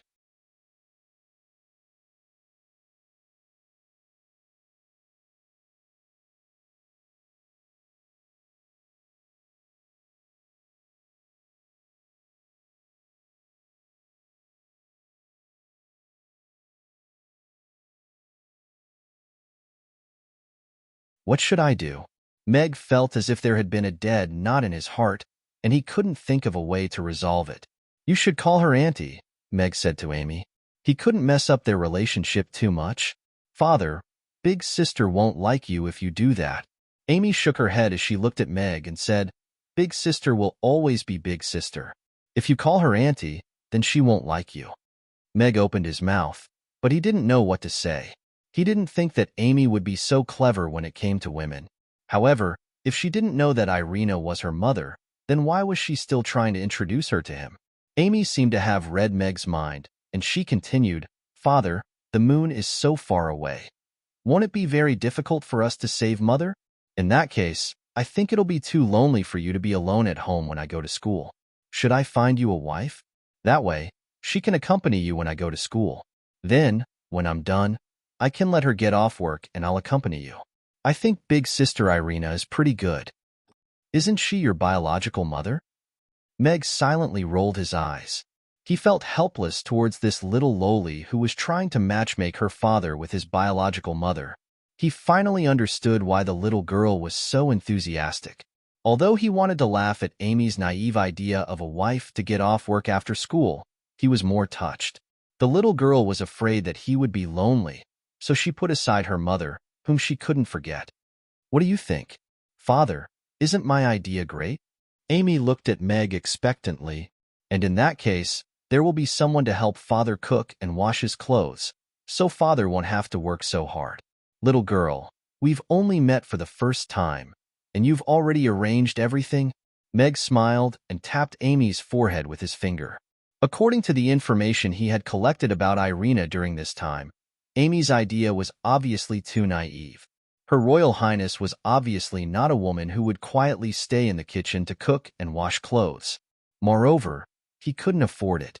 Meg looked around and said softly and seriously, Amy, you're not allowed to tell anyone other than me that you've met big sister Irina, okay? Amy looked at Meg and nodded with a serious expression. Okay, don't worry, Father. I'll never introduce her to anyone else. Good luck. What's in that little head of yours? Meg couldn't help but laugh, but he didn't continue to talk about this matter. He carried Amy downstairs. All he could do now was to take things one step at a time. He could only hope that the princess was smart enough to act and reunite with her daughter as soon as possible. Meg carried Amy down to the first floor, and all of the magic casters parted to create a path for them. Some of them were looking at Amy with resentment, while others were looking at her with elation. Make way. Make way.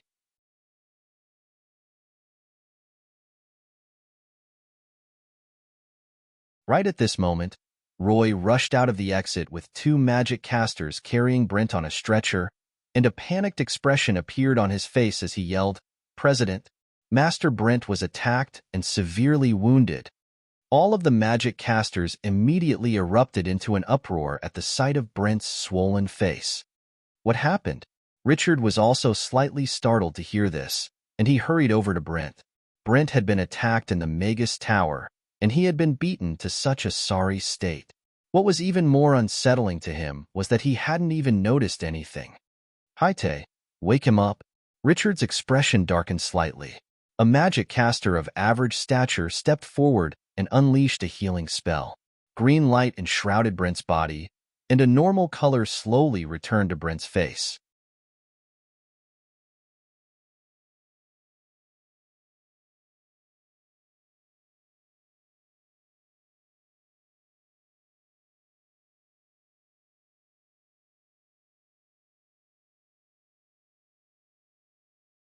Amy shook her head as she denied Brent's accusation 3 times in a row. She then put on an aggrieved expression as she said, "She's just a little elf who happened to be passing by. You must have been beaten, silly." Compared to Brent's swollen face, Amy's words were clearly more convincing. Who would believe that such an adorable little girl would smack someone in the face with a chair? Furthermore, an elder of the Magus Tower, a 10th-tier magic caster, was claiming that he had been knocked out by a little girl who wasn't even 4 years old? This was a blatant slander. All of the magic casters were already beginning to feel quite enraged. They could accept losing to someone else in the Magus Tower, but they still cared about their reputation. Brent's actions were a complete disgrace to the Magus Tower, and they were the most brainless type. "That's enough, Brent. I told you to drink less, but it looks like you drank too much this morning and knocked yourself silly." Richard's expression was also rather strained as he turned to Roy and said, "Take him back to rest." Brent opened his mouth, but he swallowed his words in the face of a vicious glare from Richard, and he could only swallow his grievances. He took a glance at Crassus, and a chill ran down his spine as he suddenly recalled who this half-elf brat was. Crassus' disciple was none other than a little half-elf brat who was less than 4 years old. But Roy wanted to say something. He had discovered the unconscious Brent in the corner of the room, and there were wooden splinters and broken wooden chairs all over the ground beside him. This didn't look like something he would have done in a drunken stupor. However, he swallowed his words at the sight of Richard's expression and prepared to leave with the 2 magic casters. Amy turned to Meg with a smug smile on her face. Meg also patted her head with a smile on his face. She really was a clever little brat. She was already using her advantage to her advantage. Who would have thought that Master Brent would be such a person? Could it be that he's trying to frame that little girl because she beat Hank? That's right. I heard that Hank used a sealing spell during their duel, but was still defeated by her in a direct confrontation. After that, he was crippled by Master Crassus, and he got what he deserved. Who would have thought that Brent would want to avenge him? As expected of a master and disciple, they're both the same. All of the magic casters looked at Meg with disgust in their eyes as they discussed quietly among themselves. All of their disgust for Brent had suddenly erupted. Hold on. Right at this moment, Crassus suddenly made his way over to Brent with a smile on his face. He looked at Brent, who was lying on the stretcher, and clicked his tongue in wonder as he said, "There aren't many people in this world who can beat a chair into such a beautiful state."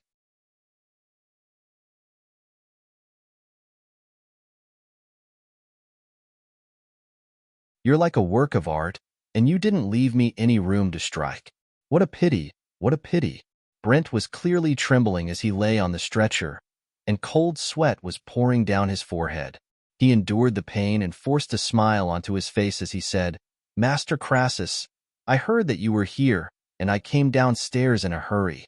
I accidentally tripped and fell, and I didn't come to greet you as soon as I could. Please forgive me for that." "Hi. Ow, ow, ow. Ow, ow. You're pretty thick-skinned, aren't you? Your skin is almost as thick as the city walls of Rodu. You're still hurting from just a light pinch?" Crassus pinched a large chunk of Brent's flesh before twisting it to the side with a wide smile on his face. Brent's face had turned completely pale, and cold sweat was pouring down his face. He was on the verge of fainting, but he still forced a smile onto his face as he said in a sobbing voice, "It doesn't hurt. It doesn't hurt? Then do you think I'm old and weak?" Crassus tightened his grip even more, and Brent's already swollen face was almost twisted out of shape. "Arf!" Brent's sharp howls of anguish erupted throughout the entire Magus Tower. "That's enough. Crassus, This is the Magus Tower, not a place for you to do as you please. Richard raised a hand, and a massive blue hand materialized from water grabbed toward Crassus' hand. Shut up. Crassus waved a hand through the air to vanquish the massive hand that was hurtling toward him. He then slapped Brent across the face with a wail of anguish. Brent's screams came to an abrupt halt, and he fell unconscious again as he lay on the stretcher with his head tilted to the side.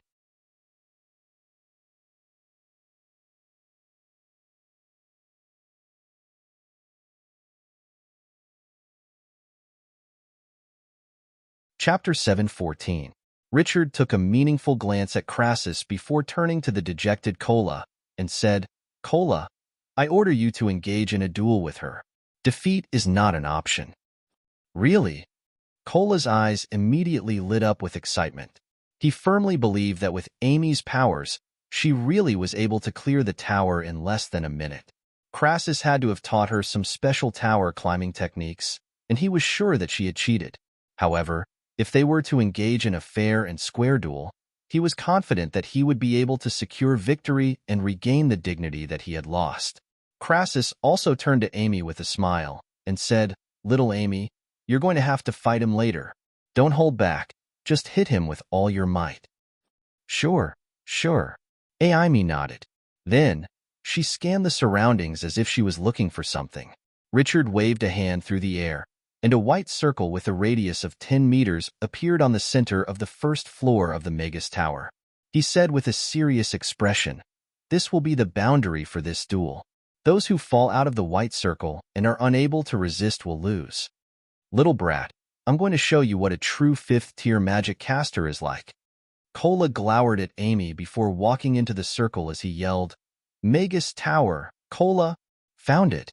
Amy let go of Meg's hand before skipping over to the reception desk at the entrance of the Magus Tower. She then picked up a small chair before skipping back into the circle as she leaned on the chair with one hand. Amy, Mamies. What's Mamies? Is it a restaurant? Or a mysterious organization? But why did she bring a chair here? And it's a foldable chair. Is she planning to use it as a weapon? Could it be that the wound on Master Brent's face really was inflicted by a chair? All the magicians looked at this scene with curiosity on their faces. This advertisement really doesn't feel out of place. Meg nodded approvingly. As the spokesperson for Amy did not forget her identity at all times. But speaking of which, perhaps he could consider advertising operations when he got back. It was still a little slow to make money from just one restaurant, and expansion had to be put on the agenda as soon as possible. However, the way that Amy was leaning on her foldable chair and appraising Cola in an old-fashioned manner reminded Tangwaline of Sargeras. Was she really going to hit that little boy with her chair? The foldable chair can be used anywhere in a fight, and it's a powerful weapon. You're able to use it locally instead of being restricted to a mage's staff. As expected of my disciple, Crassus. Crassus nodded approvingly. He had no objection to Amy choosing a chair over her staff. Cola looked at the chair in Amy's hands with furrowed brows. You're not going to use your wand? Master said that as long as you have magic in your heart, everything can be a weapon. Why do I have to use a wand?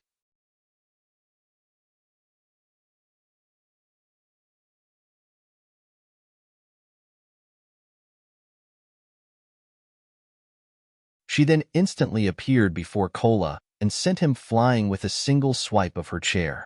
I'm suddenly starting to believe Elder Brent's words. A magic caster swallowed nervously. With such speed and power, even a 7th-tier magic caster would most likely be injured if they were caught off guard. All of the magic casters nearby nodded in agreement. But is Cola going to lose just like that? All of the magic casters looked at Cola with complex emotions. If news of him being defeated in a single attack were to spread, the Magus Tower would be completely humiliated. Cola was also completely dumbstruck. The scorching pain on the left side of his face was constantly reminding him that this was not a dream, but in that instant, he really wanted to believe that this was just a nightmare. Being sent flying by a chair from a tiny little thing was simply too difficult for him to accept. Cola, do you want to continue lying there like this? Richard roared with rage. Cola shuddered as he rose to his feet. He took a glance at the cold expression on Richard's face and a hint of unease welled up in his heart. He then turned to Amy and didn't waste any more words. He pointed his wand forward while chanting an incantation. A giant blue python quickly took shape in front of him before pouncing toward Amy with its mouth wide open. You're tuning into the Romance Rendezvous YouTube channel. We're so grateful for your support, and don't forget to subscribe to join us on this incredible journey through captivating stories. Your generosity through donations truly makes a world of difference, as it's the primary source of revenue that allows me to expand and enhance this channel for you. Thank you from the bottom of my heart for being a part of this adventure.